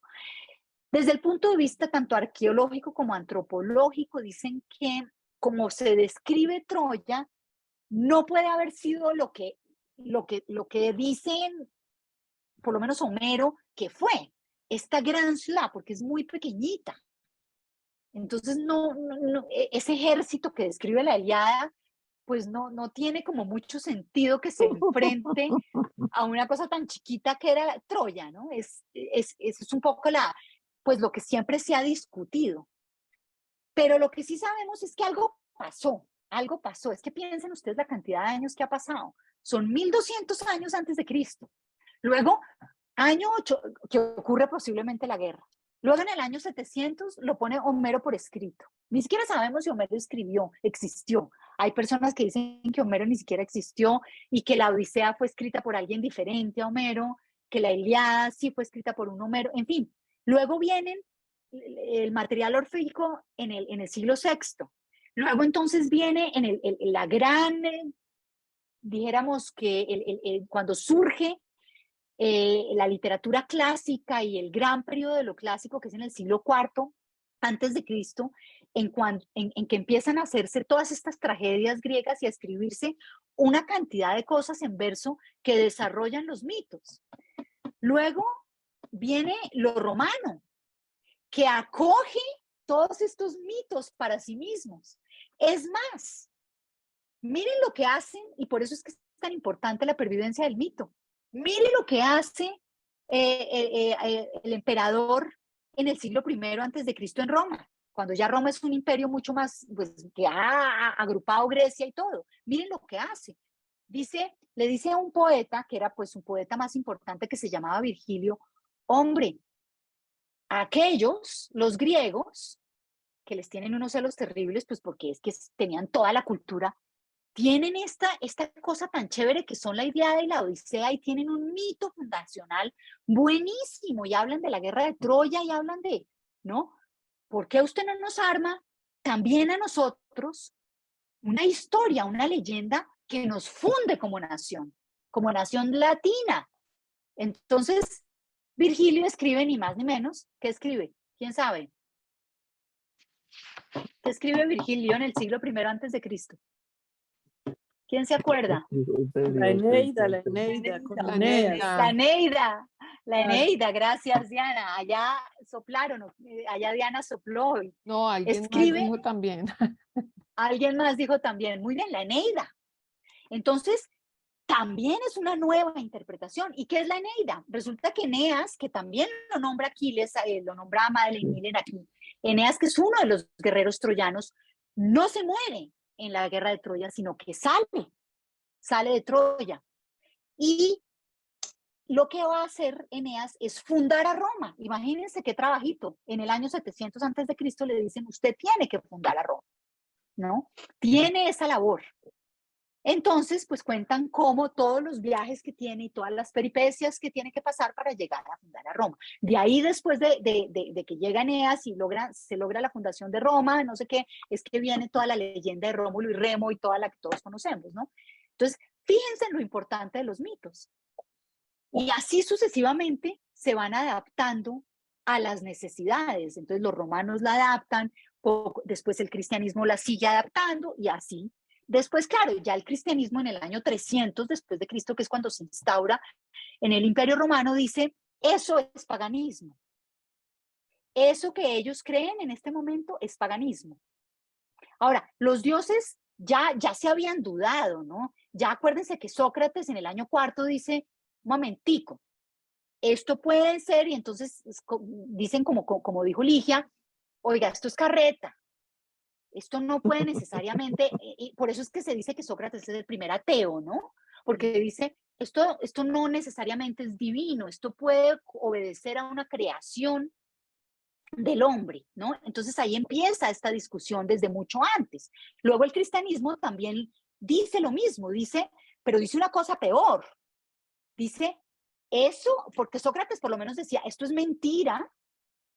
En cambio, el cristianismo, ¿qué viene a decir? Esto es mentira porque hay una sola verdad, ¿no? Entonces, también de nuevo vienen a reinterpretar el mito. Entonces, eso es un juego al teléfono roto, ¿no? Que sigue avanzando y sigue avanzando. Muy bien. Me pareció, se me fue la mano, les pido disculpas en hablarles un poco del mito, pero yo creo que sirve mucho para entender qué es lo que está haciendo nuevamente Madeleine Miller, porque ella está contribuyendo a reinterpretar ese mito, ¿no? Entonces, ¿qué nos presenta Madeleine Miller? Una novela. ¿Qué era la Ilíada? Un poema épico. ¿Qué hace qué es esto? Simplemente el género de novela. Nos cuenta una historia, ¿cuál es la historia? ¿Cuál es el eje central de la historia? Pues la vida de Patroclo, porque es la vida de Patroclo y Aquiles, me parece a mí. Obviamente también narra la guerra de Troya, pero más que todo es cómo influye esta vida de Patroclo y de Aquiles, es decir, cómo fue la vida de Patroclo y de Aquiles desde chiquitos. Ay, se me olvidó decir una cosa importantísima. Obviamente, la guerra de Troya no solamente ha sido interpretada por la literatura, también ha sido interpretada por el cine, también ha sido interpretada por el teatro, ¿no? Entonces tenemos, como ya dijimos, esta película dirigida por Wolfgang Peterson, en la que los protagonistas son Brad Pitt, que hace de Aquiles, Orlando Bloom, que sale churrísimo y hace de Paris. Bueno, tenemos nada menos y nada más a Peter O'Toole, que hace del rey Príamo, ¿no? Del rey troyano. En esta interpretación, fíjense que Aquiles no es amante de Patroclo. Aquiles es primo hermano de Patroclo. De hecho, Aquiles, en esta interpretación cinematográfica, es amante de Briseida y está muy enamorado de Briseida. Tiene una esposa que en efecto también nos lo cuenta ya esta mujer, Miller, que es, ¿cómo se llama? Deidamiata, que siempre pues se ha llamado que Deidamiata ha sido la esposa de Aquiles, y de hecho tienen a este hijo que se llama Neptolomeo. Entonces fíjense que ya hubo una interpretación en ese momento. Yo no me acuerdo, esa película fue como en el 2004, ¿no? De repente entonces en el 2004 dicen, es más chévere este héroe churrete que la siguiente que salió en el 2018. Hay miles de versiones cinematográficas y series de televisión, pero esta del 2018 se llama The Fall of a City, la caída de una ciudad, no sé si la han visto, pero además esa sí que reinterpreta y en 2018 y se acomoda a lo que está pasando ahora en televisión, que uno siempre ve, pues que los reyes tienen, hay reyes negros, ¿no? Afrodescendientes, porque y el tema pues de la aceptación en la diversidad de género, entonces, pues claramente Aquiles es homosexual, y en esta además no solamente es homosexual, sino es negro, que es maravilloso, porque también es una reinterpretación del mito. Necesitamos eso para mostrar a la teleaudiencia. Ahora las series de televisión las ve todo el mundo, entonces respetamos e incluimos. Entonces, nuevamente, desde el punto de vista sociológico, se reinterpreta el mito. Entonces, aquí es que por eso es que me acordé, perdón el desorden ahí, pero me acordé es porque este es el que hace el papel de Patroclo en esa película de Brad Pitt.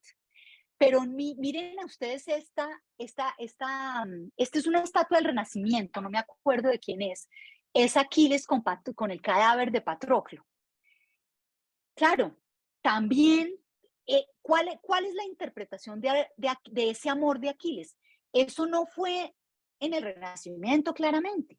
El amor homosexual, lo diríamos nosotros, ustedes saben que la palabra homosexual viene desde el siglo XIX apenas, entonces en ese momento no se sabía, no sabemos qué quiere decir homosexual, sino era común el amor entre hombres, eso no pasaba nada, era algo común en la cultura griega, entonces, ¿qué pasa? Que en un momento dado alguien en el siglo V, en el siglo IV, perdón, antes de Cristo, cuando hay como este auge del ciclo troyano y del ciclo tebano y de todo este resurgimiento en la tragedia griega, en ese momento dicen, oiga, a mí no me parece que esa ira de Aquiles por Patroclo, por un amigo y por un compañero, sea tan normal.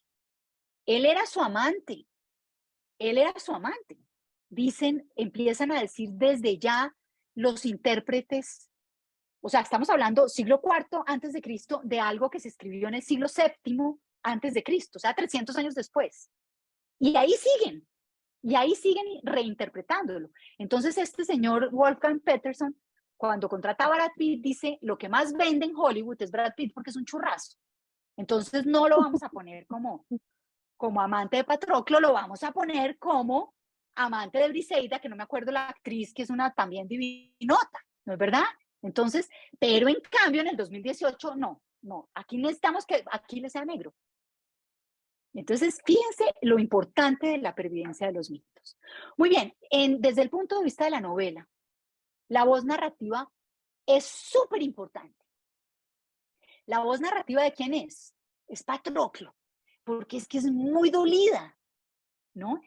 Es todo lo que le pasa a él.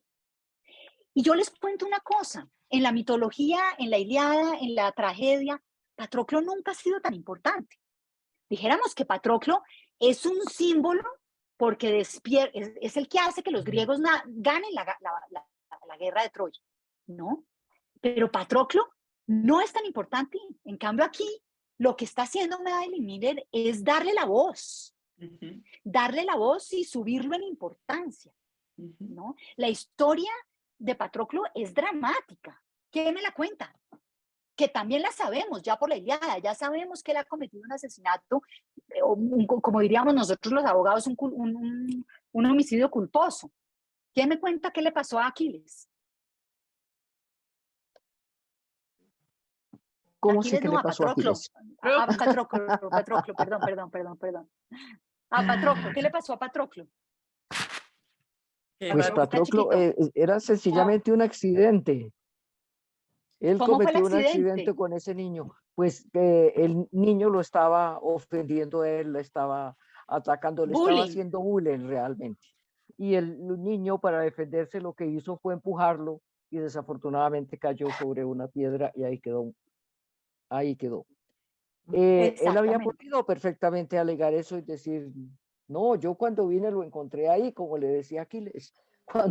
Cuando llegué, él ya estaba ahí.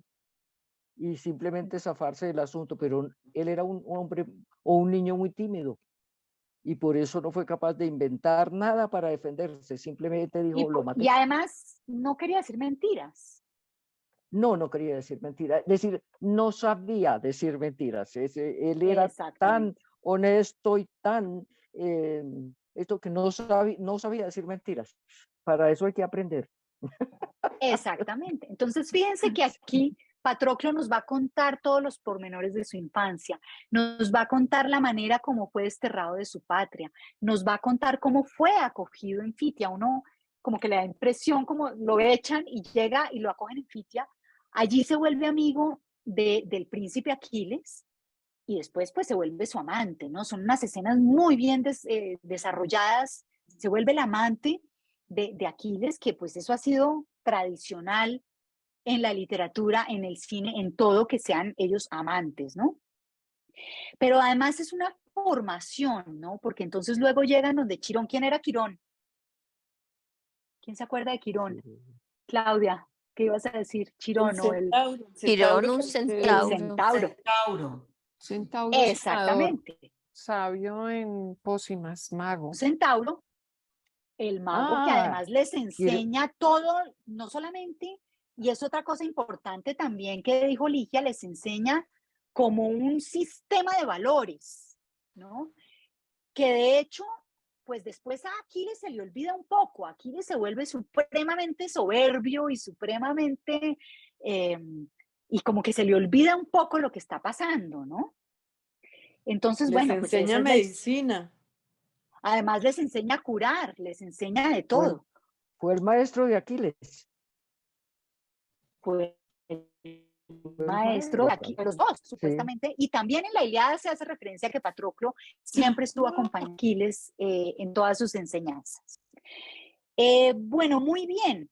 Tenemos pues varios personajes ahí. Tenemos a Aquiles, tenemos a Patroclo, tenemos a Tetis, tenemos a Quirón, tenemos a Agamenón, tenemos a Odiseo, tenemos a Briseida. Briseida, aquí a mí me encantó la interpretación que hace Madeleine Miller de Briseida. En la Ilíada, Briseida es de Aquiles, claramente. Y en la película de Brad Pitt también. Además, Aquiles está enamorado de Briseida realmente. Fíjense que acá hay una conexión muy cercana entre Patroclo y Briseida, ¿no? Y de hecho nos va a mostrar casi que unos valores en los cuales, unos valores de protección a la mujer, unos valores de género bien interesantes, porque es Patroclo el que va a proteger a Briseida, ¿no? Es el que, entonces también hay una nueva interpretación. Yo les quiero mostrar un segundo para ya darles la palabra, unos temitas que son interesantes no solamente en esta novela, sino también en la, bueno, ya el argumento hablamos, los personajes. Bueno, ¿quién es el protagonista? A ustedes a su modo de ver, ¿quién es el protagonista de esta novela de Madeleine Miller? Pues yo sí creo que es Aquiles, porque es Aquiles.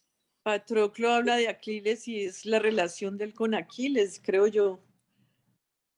Yo creo que es Patroclo. Bueno, es Patroclo. Otros dicen que sí, es que les hago la pregunta porque es bien difícil saberlo. Yo creo que los dos son claramente protagonistas, pero si nosotros nos ponemos a ver, esa voz de Patroclo es la que hace que Claudia sienta que es Aquiles, porque es que lo que él quiere es endiosarlo. Es que es medio Dios, ¿no? Es hijo de Dios. Él lo que quiere es, miren dónde está y terminar con él. Y decirle a Tetis, por favor, déjeme terminar en la eternidad. Como nosotros somos mortales, ya, o sea, no vamos a tener eternidad, pero por lo menos nuestra eternidad corpórea, no se les olvide que el concepto de alma es muy posterior, no es cristiano. Entonces, nuestra unidad corpórea en el más allá se mantenga junta. ¿Cierto? Entonces, uno no sabe quién es el protagonista. Yo estoy de acuerdo con las dos versiones. Uno todo el tiempo está viendo a Aquiles y está analizando a Aquiles y pensando en Aquiles e interpretando sus acciones, pero también a Patroclo y entendiendo esta timidez, como dice Ligia, esa angustia que siente. Y yo les hago también una pregunta adicional que tiene que ver ahora con los temas. El tema del héroe es fundamental en la épica griega y en la mitología, ¿no es cierto? Lo mismo el tema del destino. La mujer no. Pero el tema del destino, el destino no se puede nunca cambiar. Y eso lo mantiene Madeleine Miller. Pero fíjense que Madeleine Miller nos pinta un héroe. El héroe griego, ¿cuál es el héroe griego? ¿Y por qué es Aquiles el héroe de la Ilíada? No, pero es que el héroe de acá es el mejor griego, era Patroclo, no Aquiles. Y en la profecía de la muerte, cuando dicen es que va a morir, antes de morir Aquiles, morirá el mejor griego. Y el mejor griego exactamente. Es que, Adriana, me encanta que me pongas esa dicotomía ahí por eso. Es que en la Ilíada, el mejor griego supuestamente es el Aquiles, el de los pies ligeros. ¿Y porque es el más fuerte, el que le va a dar la gloria de la guerra a Grecia? Pero miren cómo pinta Madeleine Miller a Patroclo, que ya en la Ilíada nos hacen entender que él sabe de medicina por Quirón y que él se dedica a curar. Ya sabemos por ahí en la Ilíada que él ha curado, pero fíjense que aquí lo pone como otro tipo de héroe. ¿Qué es para ustedes un héroe? Hoy en día, en el siglo XX. Pues el que de alguna manera hace bien por más gente. Y eso es lo que hace Patroclo. Y por eso decía yo también que Patroclo era el protagonista, porque es que la visión de Aquiles que tenemos es a través de Patroclo. No es Aquiles independientemente, sino es lo que Patroclo nos quiere mostrar de cuál es su imagen y su adoración por ese ser que es Aquiles. Y fíjense ¿qué hace Patroclo?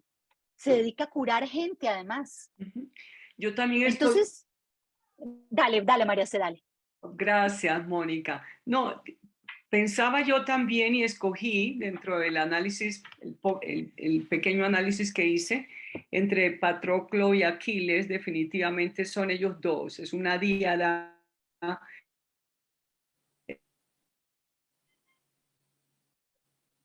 Quedó congelada. Ustedes a Patroclo se congeló. como el narrador. ¿Me escuchan? Sí. Ahora sí, pero te nos perdiste por un momentico. Ay, qué pena. Bueno, Madeleine Miller escoge a Patroclo como narrador desde este abordaje y es para mí revelador. Y además pienso que eso fue un gran reconocimiento a un príncipe exiliado que estuvo siempre bajo la sombra de un padre, ¿no? Y donde estuvo totalmente perdido en su reinado, en su principado, era un hombre totalmente en la sombra, ¿no? Y al llegar, a pesar de que cuando llega al rey Peleo, a Fatía, entonces encuentra realmente no solamente un hermano, sino que encuentra un reinado. Y se congeló. Diferente con Aquiles. ¿Se está perdiendo? A veces te nos interrumpes, pero ya volviste. Bueno, la figura para mí, la compañía de Aquiles, no solo despertaron también sus sentimientos y su sexualidad, sino también le ayudaron a redimir y olvidar lentamente aquella culpa, ¿cierto?, de aquel accidente y a empoderarse como persona y como príncipe. Y si nos damos cuenta, yo justo retomé esta situación de Patroclo para poder hablar, por ejemplo, de lo que significa la función psicológica del mito, ¿no? Si hay algún tiempito ahorita, lo miramos rápidamente. ¿Te parece?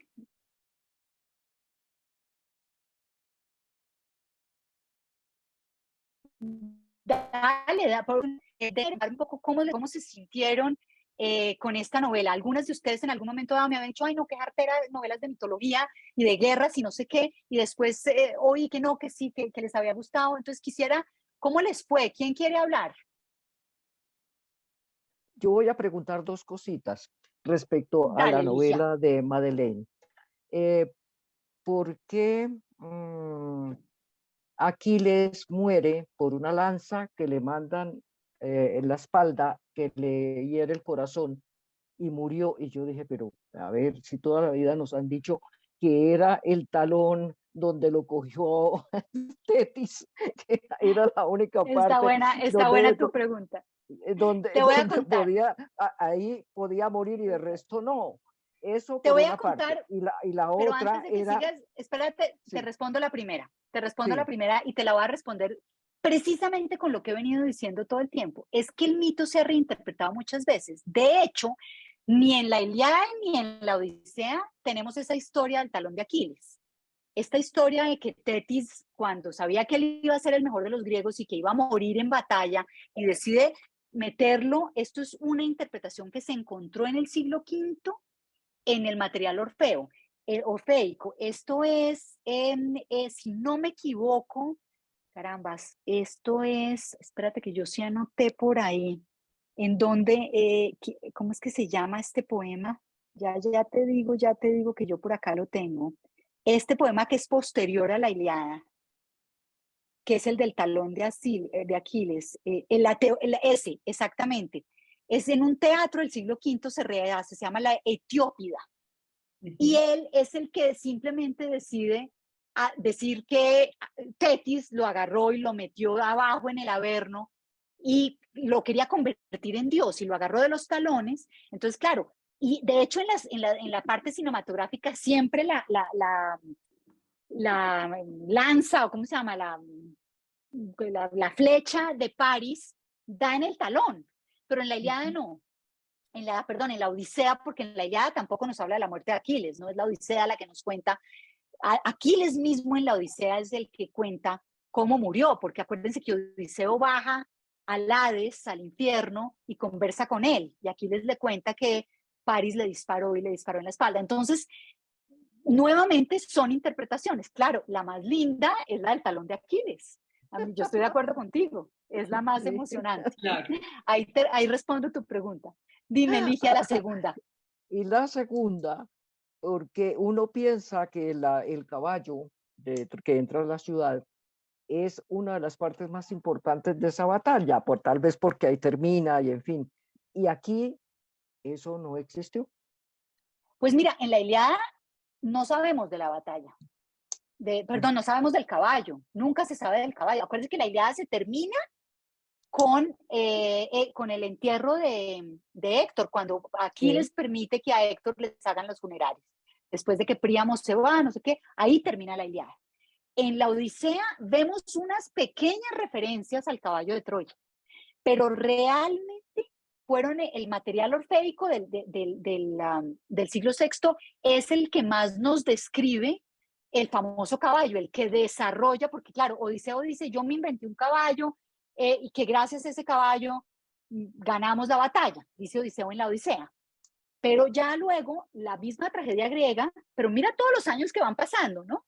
Aparece otro Madeleine Miller, pero no de ahorita, del siglo XXI, sino en el siglo IV antes de Cristo, y dice, yo voy a inventarme una continuación, voy a desarrollar este caballo, ¿no? Y entonces empiezan, y así se va construyendo. Y probablemente alguien que lea después a Madeleine Miller, pues también dentro de 1000 años, que la encuentre, dicen, bueno, pero qué chistoso, al fin, ¿dónde le dio la flecha?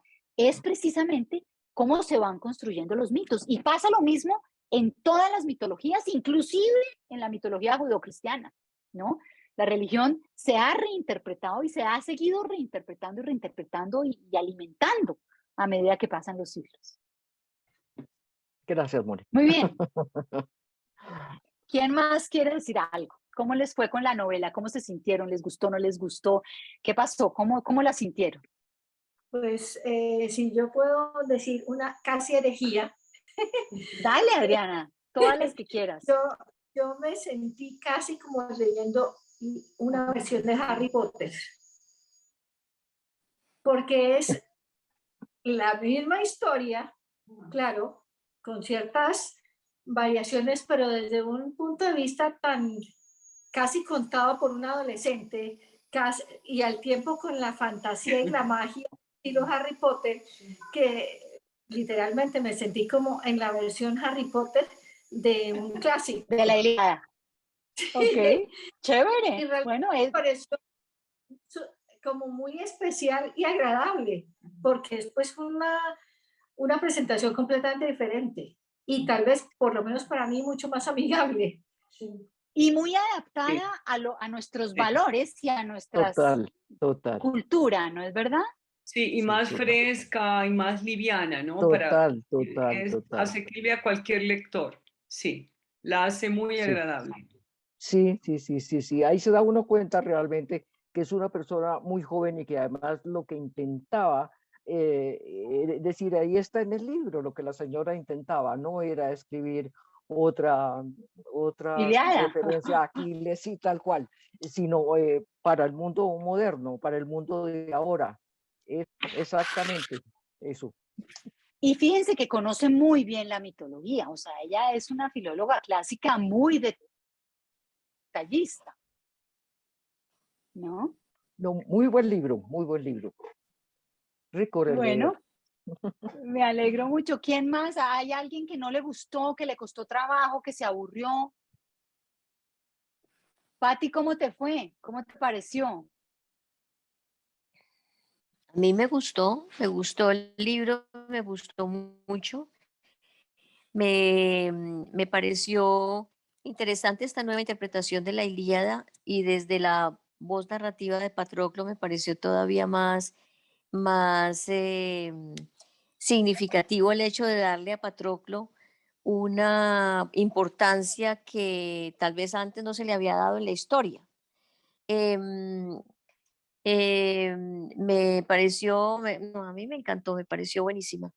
Em, Muy moderna, como dices tú, esa nueva adaptación con los valores modernos que tenemos ahora de la relación, de las relaciones interpersonales, de lo que se siente de lo que se siente con respecto a los héroes en la guerra, es, eh, es bien, bien interesante.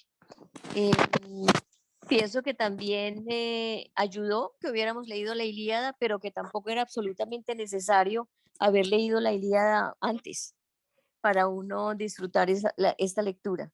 Un libro fácil de leer, muy bien escrito, como dices tú, muy riguroso desde el punto de vista de la autora, en el manejo de la mitología y de la historia que se relata aquí, de la historia de Troya, y me encantó, me pareció buenísimo. Lo Bueno, muy disfruté bien, mucho. muy bien. Bueno, Marta, Claudia, ¿quién más? a mí también me gustó muchísimo. Yo soy Aida Aceites. Aceites, aceites. Yo no sé por qué se puso ahí eso, pero bueno. Es que yo no te puede cambiar, Diana te puede cambiar el nombre, pero no importa. Aceites, dale. Bueno, yo me lo disfruté mucho, pero aprendí muchísimo también o recordé de los libros que había leído uno en el colegio de mitología y que cuando uno los leía en el colegio, pues obviamente era porque tocaba, Sí. no porque me gustara. Entonces esto me pareció pues como muy recreativo, muy fácil de leer. Me lo disfruté mucho realmente y aprendí cantidades. Bueno, me alegro mucho. ¿Quién más iba a hablar? Claudia. A mí también el libro me encantó. Me gustó mucho la mezcla entre, digamos, ese mundo fantástico, ese mundo de los dioses y de los hombres. Y pues ese mundo intermedio donde aparecía Tetis, por ejemplo, me pareció muy lindo como lo interpreta Madeleine. Me gustó mucho, porque de todas maneras todo lo que cuenta es muy irreal, es muy fantástico en muchos sentidos. La cantidad de ejército que aparece, 10 años de guerra, pues que yo sé que eso históricamente han dicho que duró 10 años la guerra, pero todo lo que pasaba, toda esa caballerosidad de la guerra, que había las pausas que había y enterraban a sus muertos y celebraban las cosas que había que celebrar. O sea, la guerra era como parte de la pero vida de ellos. Claro, Y, pero mira que eso sí, hay muchas referencias a los temas en la sí, guerra, al honor de la guerra, de las guerras sí, púnicas, por ejemplo. Hay mucho de eso que aprendimos ahí del mito. Claro, pero como que intervienen los dioses, aunque nunca los ven ni Bueno, sí. nada, pero son cosas como de los dioses dijeron, los dioses están, los dioses no sé qué. Eso me gustó mucho. Me parece también que muestra una sensibilidad increíble en Patroclo. O sea, Patroclo era un hombre como muy sabio, muy sensible, ay, muy sensible. Y entonces, pues da como otra visión, no solamente del guerrero, pues que su formación es guerrera, sino también del pensador, del filósofo, del médico. Eso me pareció muy, muy bonito, pues como la cantidad de mitos, como dices tú, digamos, de la fundación de Occidente, me parece Eso es muy clave. lindo, que no está centrado solo en la guerra, sino o en la relación, digamos, bipolar o enemiga, sino que conocen muy bien a la otra persona, hay mucho respeto. Eso me gustó, me pareció un libro fácil de leer, agradable. El hecho de que lo narra Patroclo todo el tiempo también me pareció muy interesante, inclusive después de que él muere y Después de solamente, muerto. sí, el muerto sigue estando ahí, sigue, y el hecho de que es Patroclo el que hace Aquiles, o sea, Patroclo, todas sus intervenciones hacen que Aquiles sea Aquiles y sea el héroe y sea, es como, no sé, muy bonito, literariamente me pareció muy Y lindo. además es un amor súper lindo, ¿no? Lo pinta, es un amor impresionante entre ellos dos, ¿no? Sí.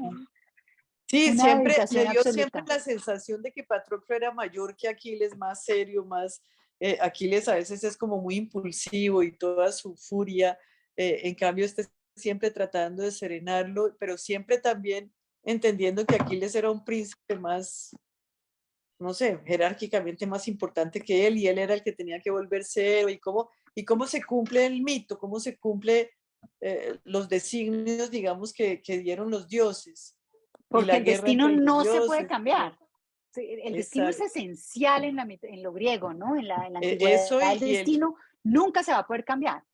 ajá. Y el hecho del exilio, él siempre se sintió exiliado y lo hace sentir como que pues no, nunca fue un príncipe tan príncipe como los otros porque estaba exiliado.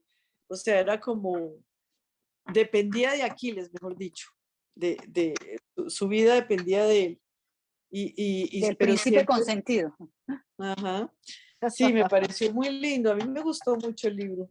Yo le pongo una nota bien alta. Ah, bueno. Bueno, qué chévere. ¿Alguien más? ¿O oímos me parece interesante oír la función psicológica del mito que nos está ofreciendo María C. Antes de Bueno, pasar a hablarles de Beloved. ok, Moni. Espera un minutico, voy a quitar, yo creo que porque no he tenido muy buen internet hoy, estoy padeciendo. Tranquila. Entonces, creo que va a ser más fácil de esta forma. Dale. Bueno, algo que es interesante, yo hice realmente fue un abordaje desde el punto de vista sobre todo más humana y pues este abordaje se puede entender cuando consideramos a los dioses y a los creadores de la naturaleza como los responsables del origen de la cultura humana y también de la trascendencia de lo natural en los humanos. Y eso tiene sentido desde la función que tienen los mitos en las culturas. Este fue el caso de Patroclo, al haber sido condenado y exiliado por ser responsable del accidente de un joven. Para entenderlo mejor, mencionaré dos funciones psicológicas que existen en los mitos desde los fundamentos de la cultura psicoanalítica y la aplicación que le doy al contenido de la Ilíada de Homero y a la reinterpretación en la obra de Miller.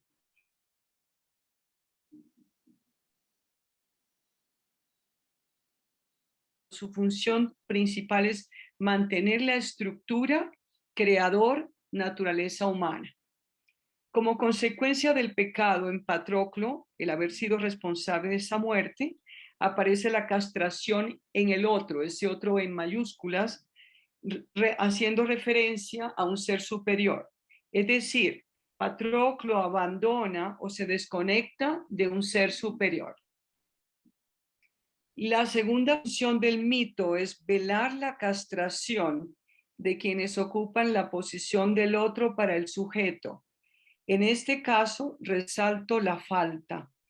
He tomado como figura castradora al padre de Patroclo, Menestio, rey de reyes, figura paterna ausente, frustrado de su propio hijo, quien no respondió a su nombre, que significaba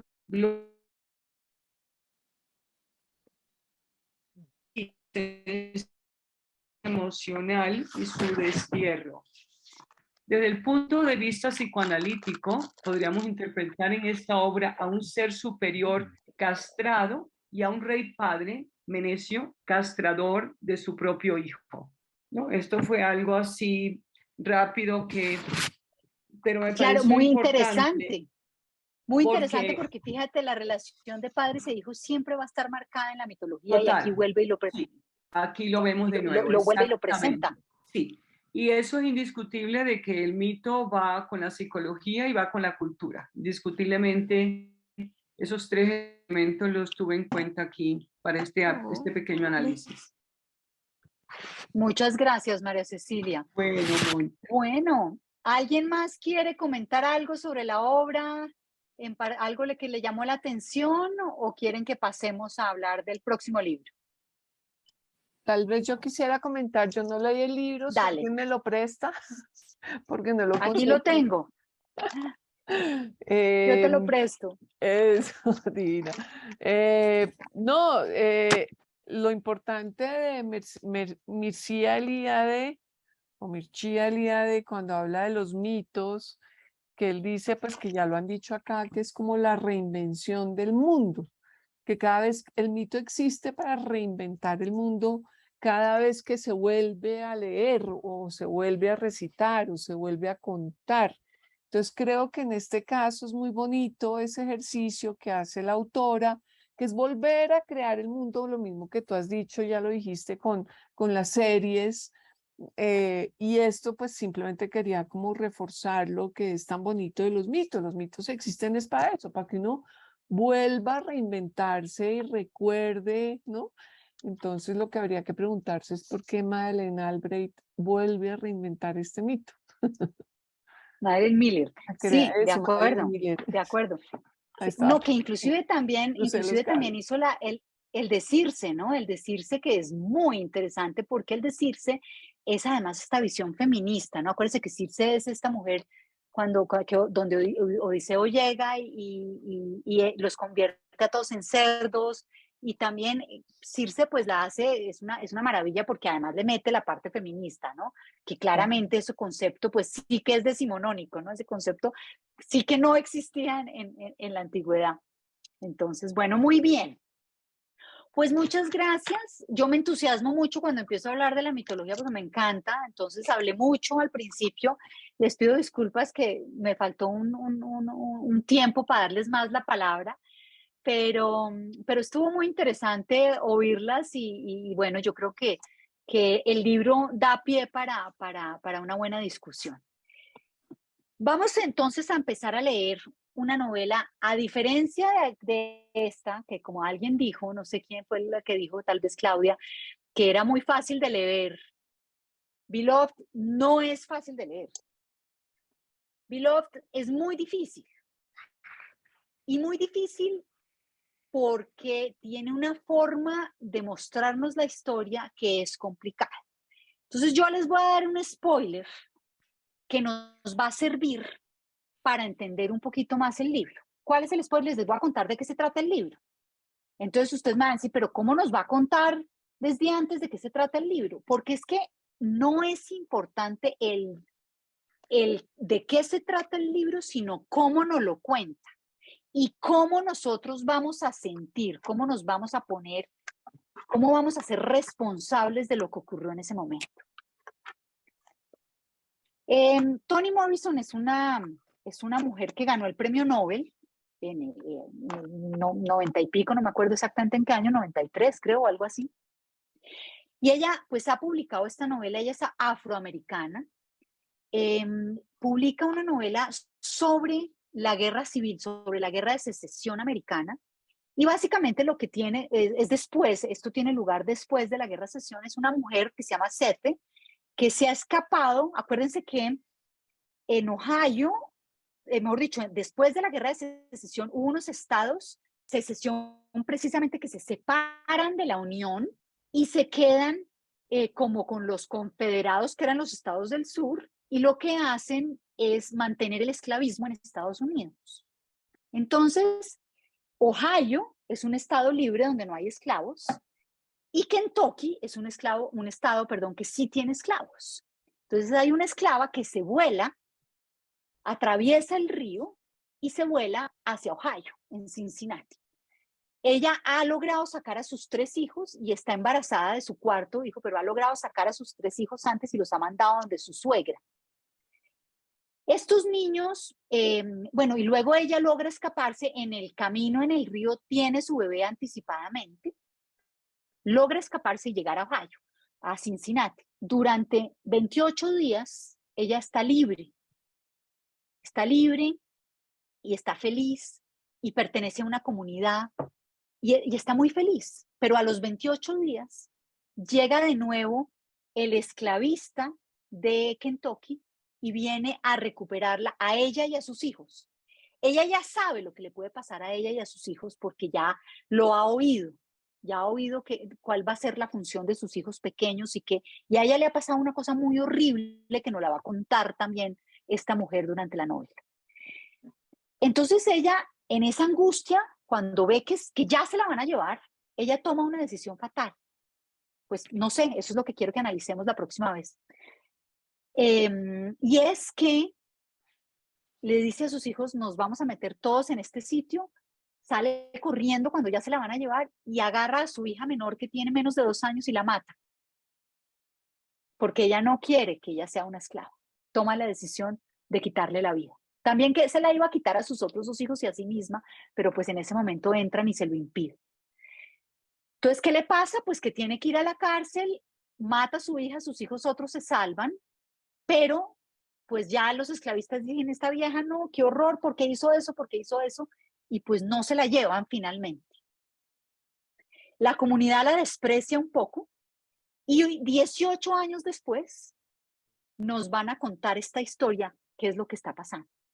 ¿Y qué es lo que está pasando? La novela empieza de una manera muy emotiva, muy linda, porque la primera frase es una de mis frases favoritas. Es una novela de fantasmas. Entonces, ahora leímos mitología griega, ahora vamos a leer una novela de fantasmas. Pero es muy duro porque la novela empieza diciendo el 124, que es la dirección de la casa. Además, también empieza con una revisión, con una referencia bíblica para que la revise. Esta casa está llena de veneno, de un maleficio infantil, de un maleficio de bebé. Ahí nos vamos a dar cuenta que lo que pasa es que hay un fantasma que es el fantasma de ese bebé que ella mató 18 años antes. Y ahí arranca la historia. Entonces son 2 planos temporales. El plano en el que estamos enterándonos de la historia de Sete 18 años después y la historia de cuando ella mató a su hija y antes cuando era esclava. Inclusive va mucho antes porque va hacia donde ella vino de África, como se la trajeron de África con su madre cuando era apenas una niña, y cómo llega a esta plantación que irónicamente se llama Sweet Home, o sea, casa feliz, o casa, ¿cómo se dice Sweet Home en español? Hogar Dulce feliz, casa, sí, dulce hogar, sí. dulce hogar, exactamente, dulce hogar, ¿no? Así se llama la plantación en Kentucky. Es muy dura. Entonces ustedes me dirán, pero ¿cómo nos fue a contar toda la historia? Sí, ya se las conté, pero ustedes se van a dar cuenta de una cosa importantísima y es que lo esencial en esta novela es cómo nos cuenta la historia. Y estoy segura que María Cecilia además nos va a deleitar con una visión psicológica por una razón. Y es porque la forma de contar la historia es la que nos hace darnos a nosotros cuenta de lo que está pasando. Si no nos lo cuentan así, si no lo contaran como yo se los acabo de contar, no va a ser tan emocionante y no va a ser una responsabilidad. Como dice Toni Morrison, me sentí responsable por 60 millones de esclavos que trajeron de África a América. La historia es muy dura, pero es muy linda, muy, muy linda. Bueno, y me faltó otro spoiler. En un momento dado, en este plano narrativo posterior, llega después una mujer que tiene 18 años y que unos creen o puede llegar a ser este fantasma que vuelve corpóreamente a la casa a conversar con Cedric. Y hay otro personaje que es Paul D, que es un hombre que ha estado también ha estado en la plantación esclavizado junto con Cedric y va a ser el coprotagonista de esta historia. Yo sé que la novela es difícil cuando uno empieza a leer porque uno como que no entiende, pero sigan intentando, no desfallezcan, sigan pasando las páginas, busquen por ahí en internet ayuditas a veces, porque van a ver que después le cogen el ritmo y le cogen el gusto y van a darse cuenta de la fuerza de esta novela, de la fuerza narratológica de esta novela. Cuando terminen de leerla, vean la película. Y si definitivamente se desesperaron con la novela, déjenla a un lado y vean la película y después retomen la novela. La película está protagonizada por nada menos y nada más que Oprah Winfrey. Uno la puede bajar ahí de Apple TV y la película es muy, muy impresionante y muy, muy bien jalada. Entonces hay muchas cosas que uno termina entendiendo al ver la película. Entonces, bueno, esa es mi propuesta. Me entenderán cuando arranquen porque yo quería darles un poquito de, pues como una introducción para que no desfallecieran en el intento, porque he tenido personas que dicen, ay no, esta novela es muy difícil de leer y la botan. Van a ver que es y por alguna razón se ganó esta mujer el premio Nobel por esta forma de contar historia. La película se llama Beloved también. Se llama Beloved. Beloved igual. Ya aquí vamos a poner todo. Yo igual les pongo todo. Diana me ayuda como a poner, vamos a hacer una pieza nueva en la cual, pues así como hicimos para esta, explicamos todo y bueno, pues ahí va a estar todo. Igual sigue. Entonces, pues José Manuel les decía, yo sé que hay muchos de ustedes que leen en iPad y que bajan sus libros electrónicos, quienes los quieran en papel, pues, y en español. Yo tengo la versión en inglés, que también es súper importante porque ahí hay un tema lingüístico bien bonito, ¿no? Entonces, quien se lo quiera leer en inglés, mejor aún. Mejor en español, es complicado en inglés, pero pues José Manuel pues les está consiguiendo esa edición en español. Quienes se la quieran pedir a domicilio, pues ya saben que tienen el 10% de descuento. Perfecto, Mónica, mil gracias. Otro tip que se me ha olvidado, quienes se las vayan a leer en inglés, hay una versión del audiolibro muy buena. Entonces, quienes se la lean en inglés, vale la pena ir leyendo al tiempo que oye uno. Eso ayuda mucho a cogerle ritmo. Mucha suerte. Mucha suerte. Y les va a gustar. Yo sé que les va a gustar y vamos a armar una discusión interesante. Muy bien, muchas gracias. Gracias, Mónica. Entonces, nos vemos el 16. Muchas gracias. El 16 de noviembre. Noviembre 16. Gracias, Mónica. ¿Y qué te pareció, Mónica? ¿Qué te pareció la nueva premio Nobel, la francesa? Ay, la nueva premio Nobel, la francesa es, pues yo me he leído de ella las novelitas breves, ¿no? Porque, bueno, mi editor precisamente, que es el editor de Planeta, Juan David Correa, ya había reeditado esas versiones en español de esas novelitas breves, lindísimas, son lindas, son fuertes, son lindas. Yo me he leído la del acontecimiento, el evénement El francés. acontecimiento también me lo leí. Yo estoy leyendo la de una mujer que es sobre su madre, me parece linda. Todas son súper autobiográficas, sí. Muy lindas, son lindas, se las recomiendo, valen la pena. Aquí podríamos eventualmente hacer un compendio y hablar de varias de ellas. Bueno. ¿Qué otras recomienda aparte de estas pequeñitas? Yo, si quieres, les mando una listica de las que yo tengo. Listo, sí, perfecto. Bueno. Gracias, Mónica. Gracias, chao. Gracias. Que descansen. Mil y mil. No se les olvide que la próxima reunión es el 16 de noviembre, pero a las 10 de la mañana, ¿no? 16 de noviembre a las 10 de la mañana. Las personas que quieran ir a prólogo, allá Diana nos va a dar disque tecito y cafecito y no sé qué. Algo nos inventamos, claro que sí. Y si no, Ajá. igual hacemos el Gracias. Zoom. Ok. Perfecto, perfecto. Gracias. Gracias. Mil gracias. Que descansen. Adiós. Gracias. Adiós. Chao. Chao, Chao, chao. chao. Chao, Chao. gracias.